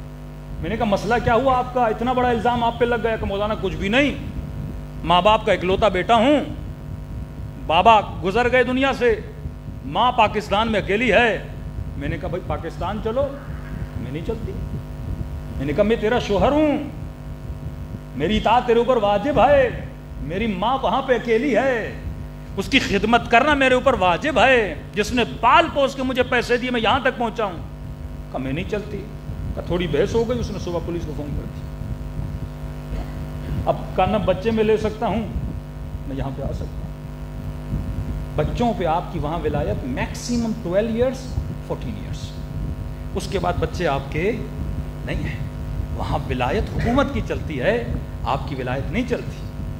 وہاں خدا نہ خواستہ بیوی بول دے میں شوہر کو چھوڑ رہی ہوں اور کہیں اور جا رہی ہوں، آپ کچھ نہیں کر سکتے. میں نے ایک ریٹائرڈ فوجی کو جو بہت بڑی رینک پہ تھا پاکستان میں، اچھے خاصے رینک والوں سے اس کی دوستی تھی، میں نے لٹرلی اس کو روتا ہوا دیکھا، روتا ہوا. جس گھر میں وہ رہ رہا تھا وہ پاکستانی کوئی 20-25 کروڑ کا سمجھو گھر تھا، 25 کروڑ کا گھر تھا. جو گاڑیاں اس کے گھر میں کھڑی تھیں، ہر گاڑی کوئی پاکستانی کوئی 8-9 کروڑ کی گاڑی تھی، 4 گاڑیاں کھڑی. اتنا بڑا گھر کہ جس میں آپ فٹ بال بھی کھیل لو، اور اس پورے گھر میں اکیلا بیٹھا تھا. اور رو کیوں رہا تھا کہ بیٹی کو ہر مہینے نعمت دی، لیکن جب 18 سال کی ہوئی مجھے چھوڑ کے چلی گئی. وہاں یہ نہیں ہے کہ والدین کی خدمت کی جائے، کیونکہ وہ تربیت ہی نہیں دی جاتی، وہ ماحول ہی نہیں بنایا جاتا. اب کئی لوگوں نے کہا مولانا کیا پھر ہم میں سے کوئی وہاں پڑھنے نہ جائے، کام کرنے نہ جائے؟ دیکھو رزق کی تلاش میں نکلنا عیب نہیں ہے، وہاں پڑھنا عیب نہیں ہے، لیکن وہاں اپنے بچے کبھی نہ لے جایا کرو. وہاں کماؤ، پیسے کہاں بھیجو؟ پاکستان میں بھیجو. ہمارے ایک دوست 6 مہینہ وہاں کام کرتے ہیں، پھر 6 مہینے پاکستان آ جاتے ہیں. مطلب ان چیزوں کو مینٹین کرو. تمہارا ہدف مال نہیں ہونا چاہیے. سب سے قیمتی ترین جو چیز ہے وہ کیا ہے؟ تمہاری اولاد ہے. اولاد کو بچاؤ. جب مقصد مال بن جائے، جب مقصد لگژری لائف اسٹائل بن جائے. ایک ایرانی خاتون، ایران کی بہت بڑی ایکٹر، نام اس کا نازنین تھا، وہ جرمنی چلی گئی. اور جب جرمنی گئی تو نیشنلٹی کے چکر میں شیطان کتنا انسان کو گمراہ کرتا ہے. ہمارا پارا چنار کا مومن آن ڈیوٹی ہاسپٹل میں 70,000 روپیہ تنخواہ تھی. یہ آج کی بات نہیں کر رہا، آج سے 8-9 سال پہلے کی بات کر رہا ہوں. 70,000 کی تنخواہ. لیکن شیطان جب کسی کے دل میں کسی چیز کی محبت کو ڈالتا ہے، معصوم فرماتی ہے چیک کرو کہیں غلط محبتیں تمہارے دل میں نہ آ جائیں. یہ غلط محبتیں تمہارے ایمان، تمہارے دین کو تباہ و برباد کر دیتی ہیں. اب غلط محبت، کیونکہ ہر بندہ پارا چنار سے آسٹریلیا جا رہا تھا، اس نے کہا مجھے بھی آسٹریلیا جانا. رشتہ داروں نے سمجھایا بھائی 70,000 کی جاب ہے. کہا نہیں، جنت ہے تو آسٹریلیا، وہاں جاؤں گا تو مجھے سکون ملے گا. میں نے کہا انسان لامحدود کے پیچھے ہوتا ہے نا. اب اگر یہ لامحدود غلط مقصد بن جائے، اسے یہ پتا نہ ہو کہ میرے اندر جس چیز کا عشق ہے وہ خدا کا عشق ہے، اگر یہ دنیا کے عشق میں چلا جائے. اب بیچارہ وہاں چلا گیا، کشتی کے ذریعے گیا، کشتی میں ڈوب کے وہیں مر گیا. گھر والے وہیں کے وہیں رہ گئے، نوکری گئی، یعنی خود اپنی جان کا کیا بنا؟ قاتل بنا. یہ ایرانی ایکٹر جب جرمنی پہنچی، انہوں نے اس کو نیشنلٹی نہیں دی. اب ظاہر جب آپ ریفیوجی اسائلم کرتے ہیں، آپ کو بہانہ 100 جھوٹ بولتے ہیں لوگ. امام موسیٰ کاظم فرماتے ہیں اگر جھوٹ میں فائدہ بھی ہونا، ہمارا شیعہ بولتا نہیں ہے. جھوٹ بول کے دنیا حاصل کر رہا ہے، جھوٹ بول کے اپنی آخرت کو تباہ و برباد کر رہا ہے. ہاں چند جگہوں پہ جھوٹ کی اجازت ہے. کہاں پر؟ جان بچانی ہو، کسی کی عزت بچانی ہو، عزت گوانے کے لیے جھوٹ نہیں بولا جاتا. ہاں وہاں پہ جھوٹ بول سکتے ہو. 2 مومنوں میں صلح کروانا ہو، وہاں جھوٹ بول سکتے ہو. ایک جگہ میں نے مجلس میں بولا، تھوڑی خواتین مجھ سے ناراض ہو گئیں. میں نے کہا ایک جگہ اور جائز ہے بیوی سے جھوٹ بولنا. اتنے میسیجز آئے مولانا پہلے سے ہمارے شوہر خراب ہیں, آپ اور الٹا خراب کر رہے ہیں انہیں. تو میں نے کہا پوچھ بھی تو لو کہاں جائز ہے. ہر جگہ بیوی سے جھوٹ بولنا جائز نہیں ہے. جہاں پہ جھگڑا ہو, جہاں پہ مسائل کریٹ ہو جاتے ہیں, یعنی صلح کی نیت سے نا, وہ تو وہاں پر بھی جائز ہے. لیکن کیونکہ مثال بیوی کی معصوم, اس کو عورتوں کے گھروں میں جھگڑے بڑے ہوتے ہیں. اب بیچارہ ماں کو منہ دے, بہن کو منہ دے, بیوی کو منہ دے, پھنس جاتا ہے. تو ان تین چاروں کا صلح کرانے کے لیے ہلکا پھلکا جھوٹ یہاں پہ جائز ہے, یعنی وہاں پر جہاں پہ گھر میں کیا ہو, صلح ہو. دوسری جگہ جو معصوم نے فرمایا, ایک بیچارہ بندے خدا گیا معصوم کے پاس, کہ مولا بیوی کی اکثر شکایت رہتی ہے کہ تم مجھ سے پیار نہیں کرتے. تو امام نے کہا پیار کرو. کہ مولا سب کچھ دیتا ہوں اسے, اس کی ضرورتوں کو پورا کرتا ہوں, لیکن پھر بھی بولتی ہے, شکایت کرتی ہے کہ تم مجھ سے پیار نہیں کرتے. تو معصوم نے کہا آج تک تم نے اسے بولا ہے؟ بولا ہے. ایک مرتبہ پریکٹیکلی آپ کرتے, ایک مرتبہ بولتے ہو نا. کہ یہ جو بول ہوتے ہیں نا, الفاظ میں بڑی جان ہوتی ہے. آپ اہل بیت کی دعائیں پڑھو گے نا, سارا عشق جو اہل بیت خدا سے ظاہر کرتے ہیں. کبھی دعاؤں کے الفاظ کو پڑھو, مولائی یا مولائی, اے میرے مولا, اے میرے رب, اے رحمان, اے رحیم. خدا کس پیار سے اللہ سے باتیں کرتے اہل بیت. فرمایا بیوی کو تو لفظ بول دو کہ تم اس سے پیار کرتے ہو. کہنے لگا مولا سچ بات یہ اتنا پیار نہیں کرتا کہ بول دوں. تو فرمایا یہاں پہ جھوٹ بولنا جائز ہے. کسی کا دل رکھنے کے لیے بھی انسان, تو تیری بیوی ہے, کوئی غیر تو نہیں ہے. خدا نہ خواستہ کہیں باہر سے 2-3 کال آ جائے, وہاں تو انسان سو جھوٹ بولتا ہے نامحرموں کے ساتھ. کسی کو پھنسانے کے لیے, کسی کا جھوٹی کا دل رکھنے کے لیے آج کی نسلیں کتنا جھوٹ بول رہی ہیں.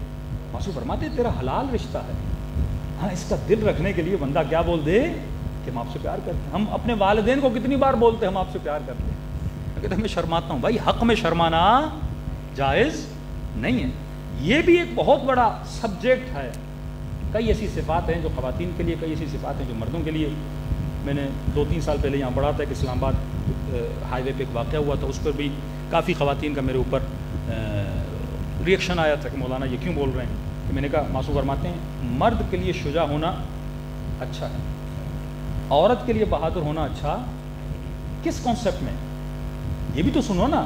آپ جب کلی فتویٰ سنتے ہو آپ سوچو اگر معصوم کا کوئی کلام ہے تو اس میں حکمت ہے. مرد مثلا رات کے 1 بجے ہیں, آپ کو بھوک لگی ہے, بیٹے کو پیسے دو گے بیٹا جاؤ 2 کلومیٹر 3 کلومیٹر باہر ایک ریسٹورنٹ ہے, ہوٹل ہے, کھانا لاؤ. اب بیٹی بولے نہیں بابا میں جاتی ہوں. اب باپ بولے ہاں یہ بھی میری بہادر بیٹی ہے, بیٹی تو چلی جا. بے وقوف انسان ہوا نا. یہاں بہادری نہیں ہے. اللہ نے ہر کسی کا جسم اپنے حساب سے بنایا, ہر کسی کی ڈیمانڈ اپنے حساب سے. روڈ پہ پتھر پھینکو گے کوئی اٹھانے والا نہیں ہوگا. مرد جب رات کو نکلے پتھر کی مانند ہے, لیکن رات کو روڈ پہ ہیرا بھیجو گے, سونا بھیجو گے, اس کے چور بہت زیادہ ہے. عورت سمجھے کہ اللہ نے تیرے وجود میں کشش رکھی ہے, اللہ نے تمہارے وجود کی ڈیمانڈ بہت ہے, اور معاشرے میں حیوان صفت لوگ بہت ہیں. اب یہ بولا جائے مردوں کی تربیت, بھائی جب تک مرد تربیت یافتہ ہوں تب تک تمہارا کیا ہوگا؟ تمہارا تو کام ہے خود کو بچاؤ نا. اب یہ ایسے ہے کہ شیروں کو سمجھاؤ وہ شکار نہ کریں. کوئی شیر کا کام ہی شکار کرنا ہے, وہ درندہ صفت ہے. مرد کے اندر ایک صفت ہے جھانکا جھانکی, عورت کے اندر ایک صفت ہے دکھانا, تبرج کرنا. یہ اس کی نیچر میں. بچی 8 سال کی ہوتی ہے نا, وہ فوراً خود کو بنانا, سنوارنا, سنگھارنا شروع کر دیتی ہے. تو لڑکے کرتے ہیں ایسا, آج کل کے سنا کرتے ہیں نا. یہ بائی نیچر مرد میں یہ چیز نہیں ہے, بائی نیچر نہیں ہے. لیکن عورتیں 8 سال, بچیاں آپ دیکھیں 8 سال کی ہوتی ہیں, میک اپ کی طرف اٹریکٹ ہوتی ہیں, سنگھار کی طرف. اب اسے حد و حدود سکھانی ہے. میری بیٹی اللہ نے تمہارے وجود میں اٹریکشن رکھا ہے, یہ وجود ہر کسی کے لیے نہیں ہے.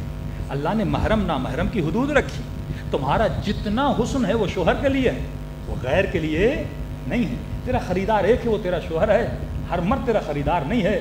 تو نیلام ہونے والی چیز نہیں ہے, تو امانت الہی ہے. عورت جتنا جلدی خدا تک پہنچتی ہے مرد نہیں پہنچ پاتا, کیونکہ عورت میں ایموشنز اور عواطف مرد سے زیادہ ہیں. لیکن اگر یہ اپنے ایموشنز کو فالتو چیزوں پہ لگائے گی پھر اتنی جلدی گرتی ہے کہ مرد بھی نہیں گر پاتا. یعنی اس کا صعود بھی بڑا جلدی ہے اور نزول بھی بڑا جلدی ہے. دوسرا، معاشرے میں اتنی ذمہ داری مرد کی نہیں جتنی عورت کی ہے. عورت معاشرہ بناتی بھی ہے، عورت معاشرہ بگاڑتی بھی ہے. کیونکہ مرد مربی نہیں ہے، عورت مربی ہے. مرد کی ڈیوٹی تربیت دینا نہیں ہے، عورت کے اندر اللہ نے جذبہ رکھا ہے، اس کے اندر صبر ہے، اس کے اندر استقامت ہے، یہ تربیت دینے کی صلاحیت رکھتی ہے. مثلا آپ کے گھر میں بھی بچے ہوں گے، باپ سے بیٹا پوچھ لے، چھوٹا بیٹا، کہ بابا یہ کیا ہے؟ بیٹا یہ چڑیا ہے. اچھا، آدھے منٹ کے بعد بابا یہ کیا ہے؟ بیٹا یہ چڑیا ہے. پھر آ جائے بابا یہ کیا ہے، تیسری بار جواب نہیں دے گا، اسے بتائے گا کہ یہ کیا ہے. ہاں، لیکن یہی بچہ ماں سے 100 بار پوچھے، ماں غصے میں، اس کا جذبہ ایسا ہے. بچے رات کو روتے ہیں، باپ تنگ آ جاتا ہے، اس کا حوصلہ ہی نہیں ہے. صبح سے شام تک وہ کمانے جاتا ہے، لوگوں سے مغز ماری کرتا ہے. اس کی ڈیوٹی ہے وہ مال کمائے، رزق حلال کمائے اور ان کے لیے بہترین زندگی بنائے. عورت کی ذمہ داری یہ ہے وہ تربیت کرے. آج ہماری بچیاں کیا پڑھ رہی ہیں؟ آج شادی کی ایج کیوں اتنی اوپر چلی گئی؟ یہ ویسٹرن مائنڈ سیٹ ہے، اسلامی مائنڈ سیٹ نہیں ہے. بچی بالغ ہو جائے، ایک نارمل ایج تک جب آتی ہے اس کی فوراً شادی کرواؤ. آج ہر گھر میں مسئلہ ہے. ہاں بیٹی آپ نے شادی کیوں نہیں کی؟ مولانا بیچلر کر رہی تھی. آپ مولانا ماسٹر، کس نے تجھے کہا تم بیچلر اور ماسٹر کرو؟ اب کہو کہ مولانا آپ کے بچوں کے پڑھنے کے مخالف ہے. اسے وہ پڑھاؤ جو اس کی بچوں کی تربیت کے لیے کیا ہو، مفید ہو. اب ماسٹر کر کے گھر میں بیٹھ جائے، رشتے نہ ملے، فائدہ کیا؟ میں ایسی عورت کو بیچاری نے میسج، ڈاکٹر ہے بیچاری، شادی ہو گئی، مولانا شوہر ڈیلی مجھے مارتا ہے، ڈیلی اس کے منہ پہ نشان تھے، کالے کالے نشان. میں نے کہا آپ نے اس سے شادی کیوں کی؟ میری ایج بڑھ گئی تھی، کماتی بھی میں ہوں، فری میں میرے گھر میں بیٹھا ہوا ہے. اب کیونکہ شادی نہیں ہو رہی تھی، میں نے مجبوراً اس کے ساتھ کیا کر دی، شادی کر دی. ہر چیز کی ایک لمٹ ہوتی ہے، ہر وقت کی ایک ڈیمانڈ ہوتی ہے. جو باپ کی بہترین پرائرٹی ہے وہ اپنی بیٹی کے لیے بہترین رشتے کو کیا کرے، تلاش. شادی ہو جائے اس کے بعد اسے جو بھی پڑھنا ہے اپنی تربیت کے اعتبار سے اس چیز کو حاصل کرے. اصل جو تربیت دینی ہے، اس بچے کو میں نے عادل بنانا ہے، زاہد بنانا ہے، خادم بنانا ہے، اللہ کا صحیح بندہ بنانا ہے، یہ تربیت لینی ہے. لیکن اگر بے تربیت بیچلر بھی لے لے، ماسٹر بھی لے لے، اور اس کے بعد اس کے پاس رشتہ آئے اور وہ لڑکا کہے کہ میں انٹر پاس ہوں، میں تو بیچلر ہوں، پھر کہ نہیں میں تو ماسٹر ہوں، تو اسی چکر میں لگ جائے اور رشتے سارے نکل جائیں. اب میں نے اتنا پڑھا تو مجھے بھی اتنا پڑھا ہوا چاہیے. اب ویسا تو ممکن نہیں ہے. تو بیٹیوں کی عمریں نکلتی جا رہی ہیں کیونکہ صحیح اسلامی مائنڈ سیٹ نہیں ہے. تو اصل جو چیز ہے وہ انسان سمجھے. معصوم فرماتے ہیں مرد عورت کے لیے یہ ہے کہ عورت کے وجود میں خوف ہونا چاہیے، ڈر ہونا چاہیے. جب یہ ڈرے گی تو خود کو بچا پائے گی. اگر رات کے اندھیرے میں بہادر ہو کے نکلے گی، نقصان کسی اور کا نہیں ہے، نقصان کس کا ہوگا؟ اس کا اپنا ہوگا. کہ مرد سخی ہو تو اچھا ہے، عورت کنجوس ہو تو اچھی ہے. پھر کہا مولا کیوں؟ فرمایا اگر یہ کنجوس ہوگی تو شوہر کے پیسے کو بچا پائے گی. یہاں بیچارہ کما کما کے لائے اور یہ سخاوت میں اڑاتی رہے تو وہ بیچارہ کیا ہو جائے گا؟ کنگال ہو جائے گا. اگر صدقہ بھی دینا اپنے شوہر کے پیسے سے تو اس سے پوچھے کہ بھائی تیری ہے. کئی ایسے مردوں کو جانتا ہوں کہتے ہیں مولانا اچانک کرائسس آ گئے، نوکری ہاتھ سے نکل گئی. بیوی نے کہا پریشان ہونے کی ضرورت نہیں ہے، میں تھوڑے تھوڑے کر کے تیرے جمع کرتی رہی تھی، کہ انہی پیسوں سے مجھے کیا ہو گیا؟ فائدہ ہو گیا. یہ وہ خواتین ہیں جو اپنے شوہروں کے ہاتھوں کو. فرمایا عورت کا جہاد شوہرداری ہے. اگر وہ اپنے شوہر کے لیے بہترین بیوی بنے، یہ اس کا جہاد ہے. اپنے بچوں کے لیے یہ اصل ڈیوٹی. اللہ نے اس مشین کو بنایا اسی کے لیے. اب عورت کہے مجھے مرد کا مقابلہ کرنا ہے، مرد بھی ٹرک چلاتا ہے میں بھی ٹرک چلاؤں گا، تیرا ہدف ہی نہیں تھا، تیرا جسم ٹرک چلانے کے لیے نہیں بنا. ابھی انگلینڈ میں ایک مقابلہ ہوا. دیکھیے وہ معاشرے انسانی اعتبار سے گرے ہوئے معاشرے، کیونکہ اقدار اسلامی معاشروں میں نہیں. اب وہاں پہ آپریشن کروا کے مرد عورت بن جاتا ہے، عورت مرد بن جاتی ہے. اب یہ بڑا تیز آدمی تھا، جس نے آپریشن کروایا عورت بن گیا. اب وہاں پہ یہ ریسنگ کے مقابلے ہوتے ہیں. یہ یو کے کا ریسنٹ کیس بتا رہا ہوں آپ کو. ریسنگ مقابلے ہوتے ہیں عورتوں کے. اس مقابلوں میں چلا گیا، جس مقابلے میں جاتا جیت جاتا. ریسنگ میں جیت گیا، وزن میں جیت گیا. وہ ساری عورتیں چیخ اٹھی. بھائی مرد تم نے بیچ میں ہمیں تو نہیں. اس نے کہا یہ سرٹیفکیٹ میں عورت ہوں. وہ کہتی ہیں یہ رہے گا تو ہم مقابلہ کریں گی نہیں. ہاں یہ یعنی آپریشن کے ذریعے تو عورت بن چکا ہے، لیکن بائی نیچر تو مرد ہے نا. وہ جو طاقت و توانائی ہے وہ کون سی ہے؟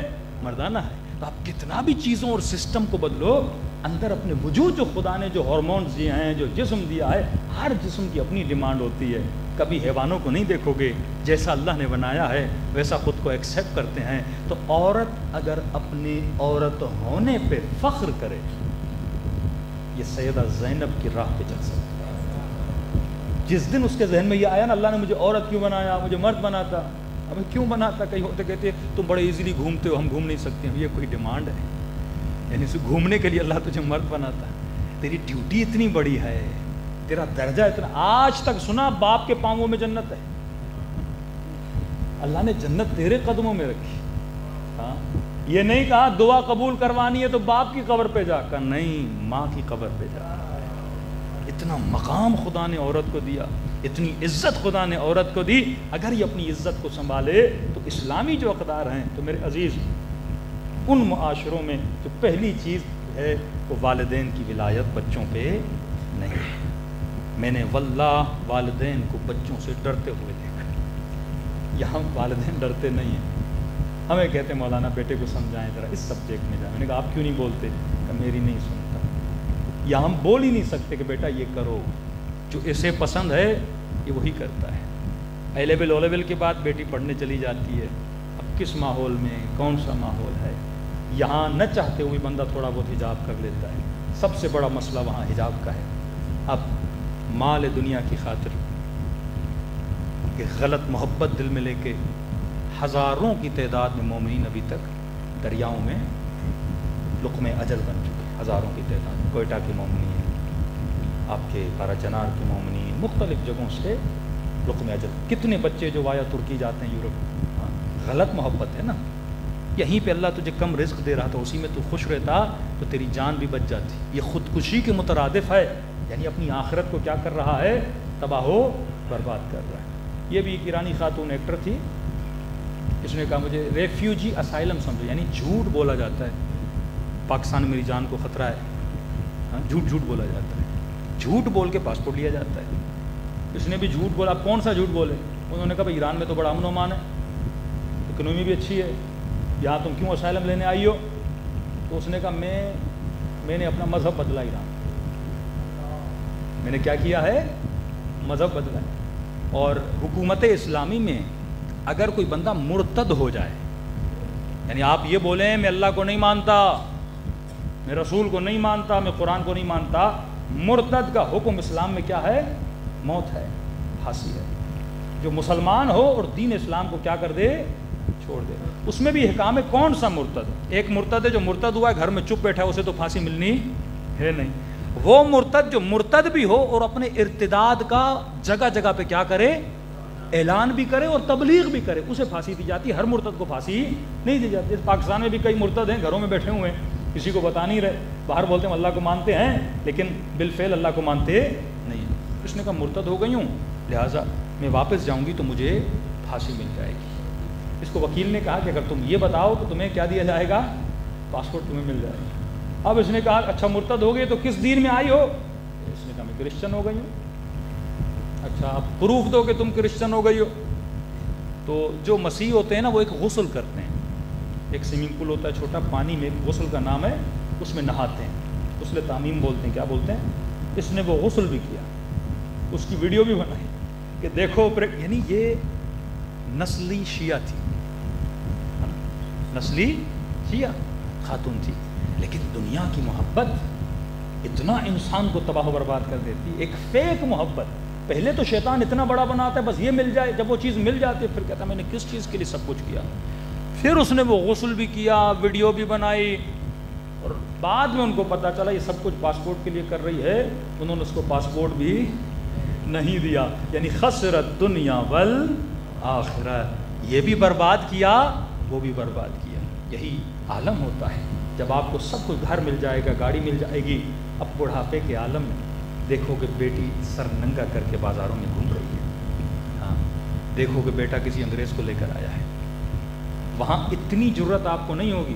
ہاں جو نیک خاندان ہے وہ تو نیک ہیں، لیکن اتنی ضرورت نہیں ہوگی اگر آپ کا بیٹا دن دہاڑے آپ کے گھر میں کسی خاتون کے ساتھ ناجائز تعلق بنا کے اس کو گھر میں لاتا ہے، باپ اسے نکال نہیں سکتا گھر سے، پولیس کو فون کرے گا، آپ کو پہلے نکالا جائے گا، کیونکہ سسٹم جو ہے اس میں آپ کی ولایت نہیں ہے۔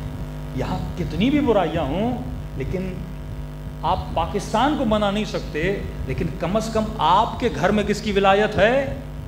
آپ کی اپنی ولایت ہے، وہاں آپ کے گھر میں بھی آپ کی ولایت نہیں ہے۔ تو ایک سلوشن آپ کو یہ دے رہا ہوں، جو جانا چاہتے ہیں، کام کرنا چاہتے ہیں، ایک سلوشن یہ ہے 6 مہینے جا کے کام کرو، جیسے لوگ سعودیہ میں مختلف ممالک میں کام کرتے ہیں، پھر پیسے یہاں پہ انویسٹ کرو، بچوں کو یہاں اچھا ماحول دو، اچھی کمائی بھی ہے وہاں پر، یہ بھی کر سکتے ہو۔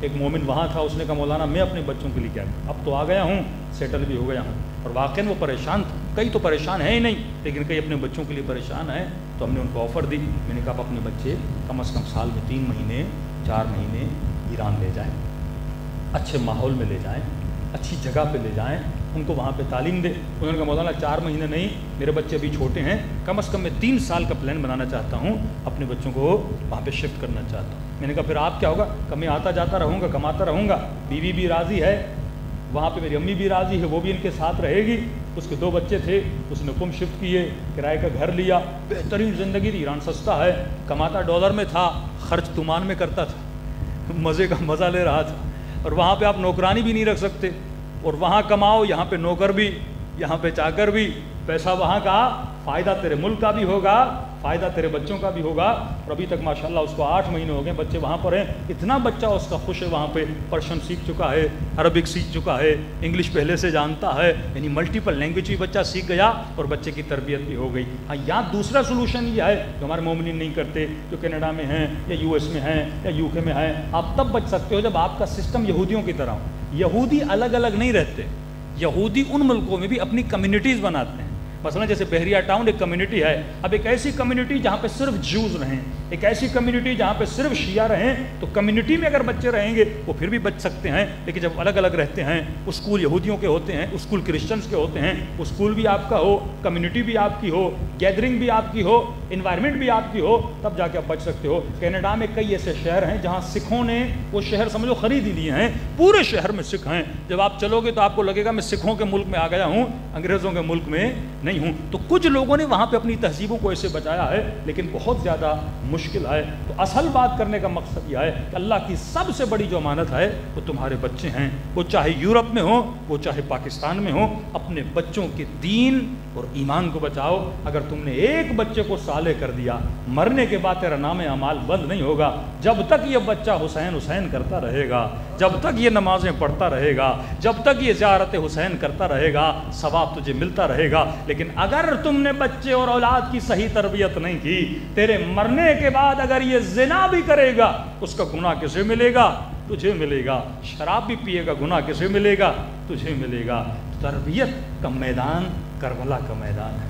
کتنی تربیت کی ہے امام حسن نے اپنے لال کی، کتنی تربیت کی امام حسین نبی اکبر کی۔ سوچ سکتا ہے بندہ ایسا جملہ جناب قاسم نے بولا کہ آج تک نسلیں پریشان ہیں، 14 سال کا بچہ ایسا جملہ بولے، 13 سال کا بچہ ایسا جملہ بولے، اور سوال حسین کر رہے ہیں کہ قاسم کیف عندک الموت، تیرے لیے موت کیسی ہے؟ کہتے ہیں سارے خیموں میں خاموشی تھی کہ دیکھیں 13 سال کا بچہ جواب کیا دیتا ہے۔ کتنی ایج ہوتی ہے 13 سال، داڑھی ابھی نہیں آئی، مونچھیں ابھی نہیں آئی، نازک بدن ہے۔ قاسم کھڑے ہیں اور حسین پوچھ رہے ہیں قاسم تو موت کا سفر کرنے جا رہا ہے، شہادت سے گلے ملنے جا رہا ہے، یہ تو بتا کیف عندک الموت، تیرے لیے موت کیسی ہے؟ عباس بڑے پیار سے دیکھ رہے ہیں قاسم کیا جواب دے گا، خیموں میں بیویاں دیکھ رہی ہیں قاسم کیا جواب دے گا۔ یہ حسن کے گھر میں تربیت پانے والا جوان ہے، یہ حسین کا شاگرد ہے، یہ علی کا پوتا ہے۔ کہا چچا احلا من العسل، موت میرے لیے شہد سے زیادہ میٹھی ہے۔ یہ تربیت کا اثر ہے۔ آج اصل ہدف زندگی تر پیسہ اس لیے کماتے ہو اچھی زندگی بنے، سواری اچھی ہو، مرکب اچھا ہو تاکہ اس پہ بہترین سواری کر سکے، دنیا کی ضرورتوں کو پورا کر کے ہدف الہی کی طرف جا سکے۔ امام زمانہ کے سپاہی بنا سکے، ورنہ کھانا پینا سونا یہ تو کفار بھی کر رہے ہیں۔ اگر تو صراط مستقیم پہ چلنا چاہتا ہے تو فکر حسین کو اپنے بچوں کے ذہنوں میں ڈالنا ہوگا۔ صلوات پڑھے محمد و آل محمد۔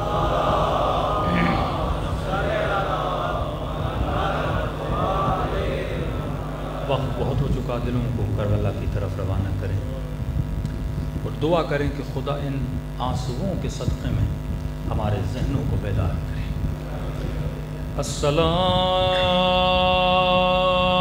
السلام علی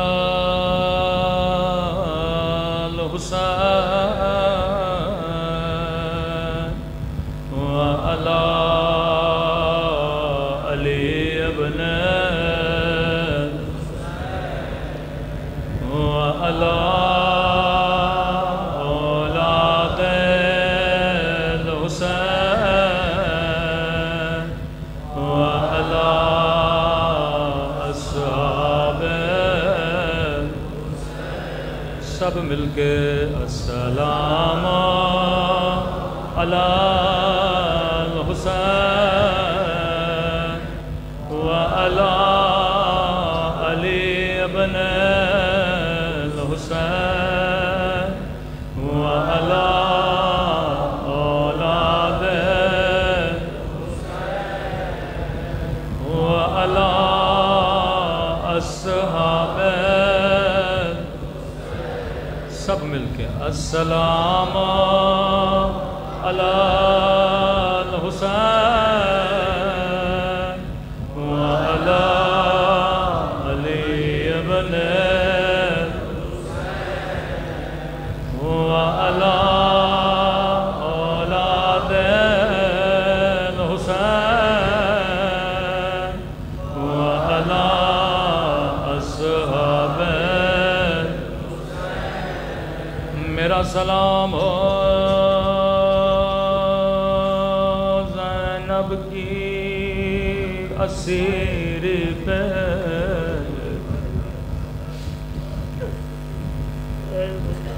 یہ دن سکینہ کی اسیری کے دن، اے خدا تجھے ننھی سکینہ کی اسارت کا واسطہ، ہمیں دنیا کی اسارت سے آزادی عطا فرما دے۔ اے خدا تجھے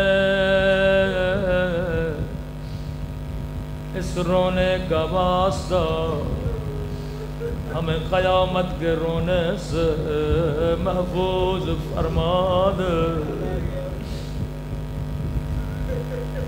بی بی نے کہا دکھ اس بات کا نہیں تھا کہ غیروں نے نہیں پہچانا، زینب کو دکھ اس بات کا تھا کہ اپنوں نے بھی نہیں پہچانا۔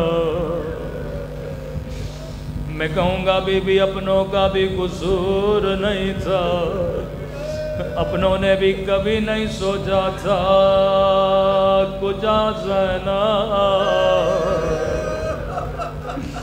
کجا بازار کوفہ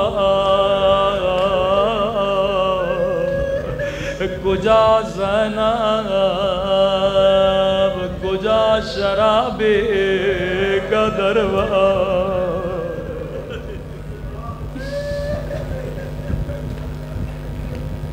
ایک یتیمہ بچی تھی جسے بچپن سے حسین گھر لے کر آئے، جسے قرآن بی بی زینب نے پڑھایا، حجاب بی بی زینب نے سکھایا۔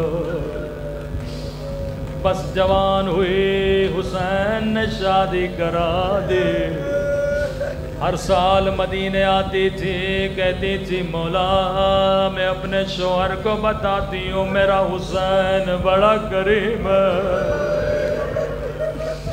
مجھے ایسے پالا جیسے اپنے بچوں کو پالا کرتے ہو۔ مولا ہر سال جب جب آتی ہوں مجھ سے پوچھتا ہے کب اپنے مولا کو دعوت دو گے؟ کب تیرا مولا گھر آئے گا؟ میں بڑے بڑے سفرے لگاؤں گا۔ امام حسین کا بڑا پیار آیا، فرمایا شیریں ہم آئیں گے لیکن تو پہچان نہ سکو گے۔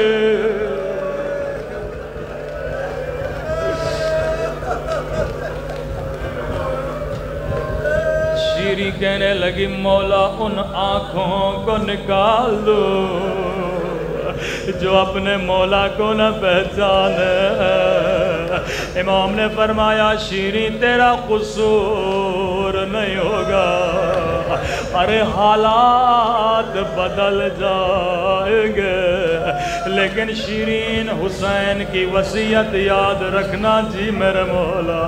شیریں قیدی بڑے مظلوم ہوتے ہیں، شیریں کبھی قیدیوں کا دل نہ دکھانا۔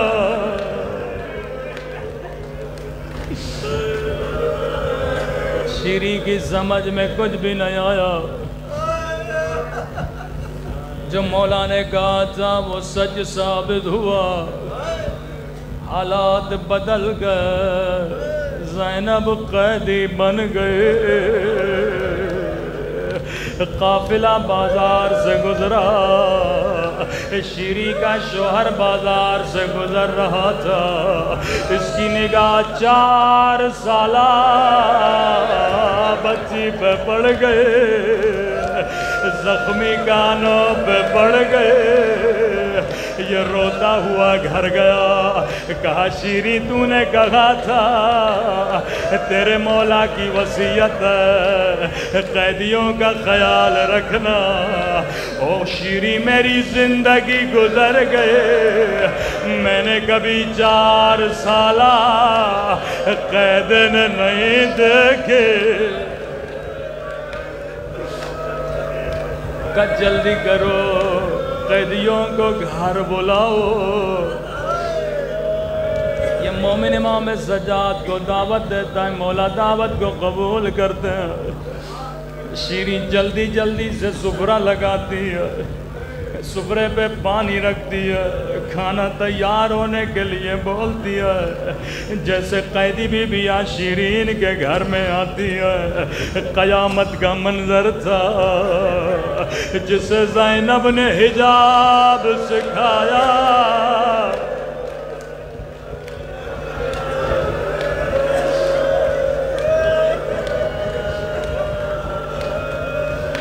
شیریں نے قیدی بیویوں کو سفروں پہ بیٹھنے کے لیے بولا، کہتی ہے قیدی بیویوں جتنا پانی پینا ہے پی لو، جتنا کھانا کھانا ہے کھا لو، میرے مولا کی وصیت ہے۔ قیدی بیویوں نے کہا مومنہ ہمیں پانی نہیں چاہیے، ہمیں کھانا نہیں چاہیے۔ کہا اور کیا چاہیے؟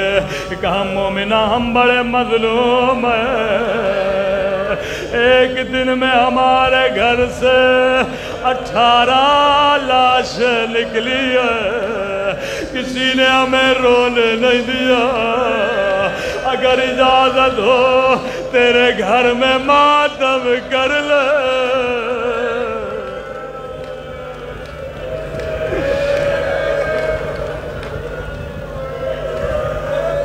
قیدی بیویوں میں تیرا دل توڑنا نہیں چاہتے، جتنا رونا ہے رو لو، جتنا ماتم کرنا ہے کر لو۔ یہاں قیدی بیویوں نے حلقہ بنایا، ایک مرتبہ قیدی بیوی اٹھی، بڑا درد بھرا بن کیا، رو کے کہنے لگی اے عباد کے پیاسے بھیا، اے عباد کے غریب الوطن بھیا۔ عباس کا نام سننا تھا، شیریں نے کہا قیدی بی بی چپ ہو جا، یہ تو میرے مولا کے بھائی کا نام ہے۔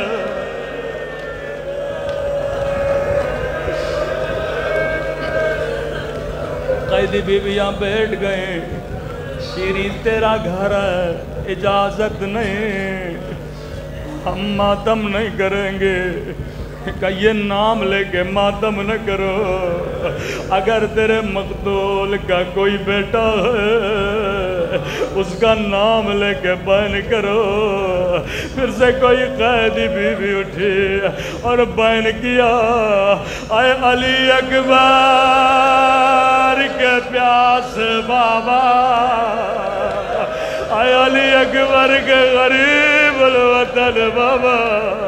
جیسے اکبر کا نام سننا تھا، شیری نے کہا قیدی بی بی چپ ہو جا، یہ بھی میرے مولا کے بیٹے کا نام ہے، اللہ اکبر پہ میرے بچے قربان کرے۔ قیدی بی بیاں بیٹھ گئے، کہتی ہے قیدی بی بیوں میں تیرا دل دکھانا نہیں چاہتے، اگر تیرے مقتول کی کوئی بیٹی ہے اس کا نام لے کے بین کرو۔ بیٹی کا نام آنا تھا، پھر سے کوئی قیدی بی بی اٹھی اور بین کیا، اے سکینہ کے پیاس بابا، اے سکینہ کے غریب بابا۔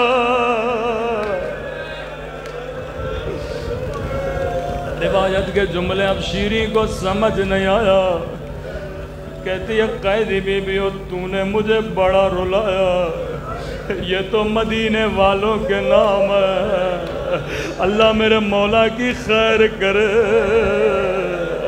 شیری کہتی ہے جو قیدی بی بی سب سے زیادہ رو رہی تھی اس کے قدموں میں بیٹھی، قیدی بی بی میں تجھے آخری مہلت دیتی ہوں، اگر تیرے مقتول کی کوئی بہن اس کا نام لے کے بین کرو۔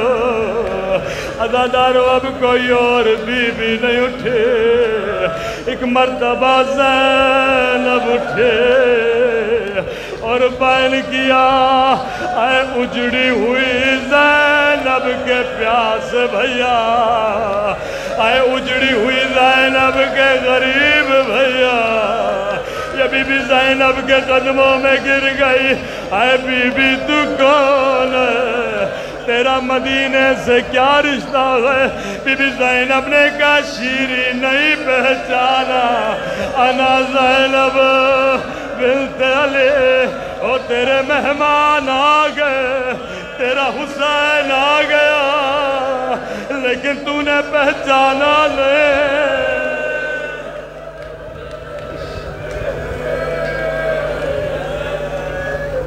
الا لعنت اللہ علی القوم الظالمین۔ پروردگار اس لٹے ہوئے قافلے کا باعث ہمارے امام زمانہ کا ظہور فرما، ہم سب کو مولا کے آباؤں و انصار میں شریک فرما۔ ربنا تقبل منا انک انت السمیع الدعاء۔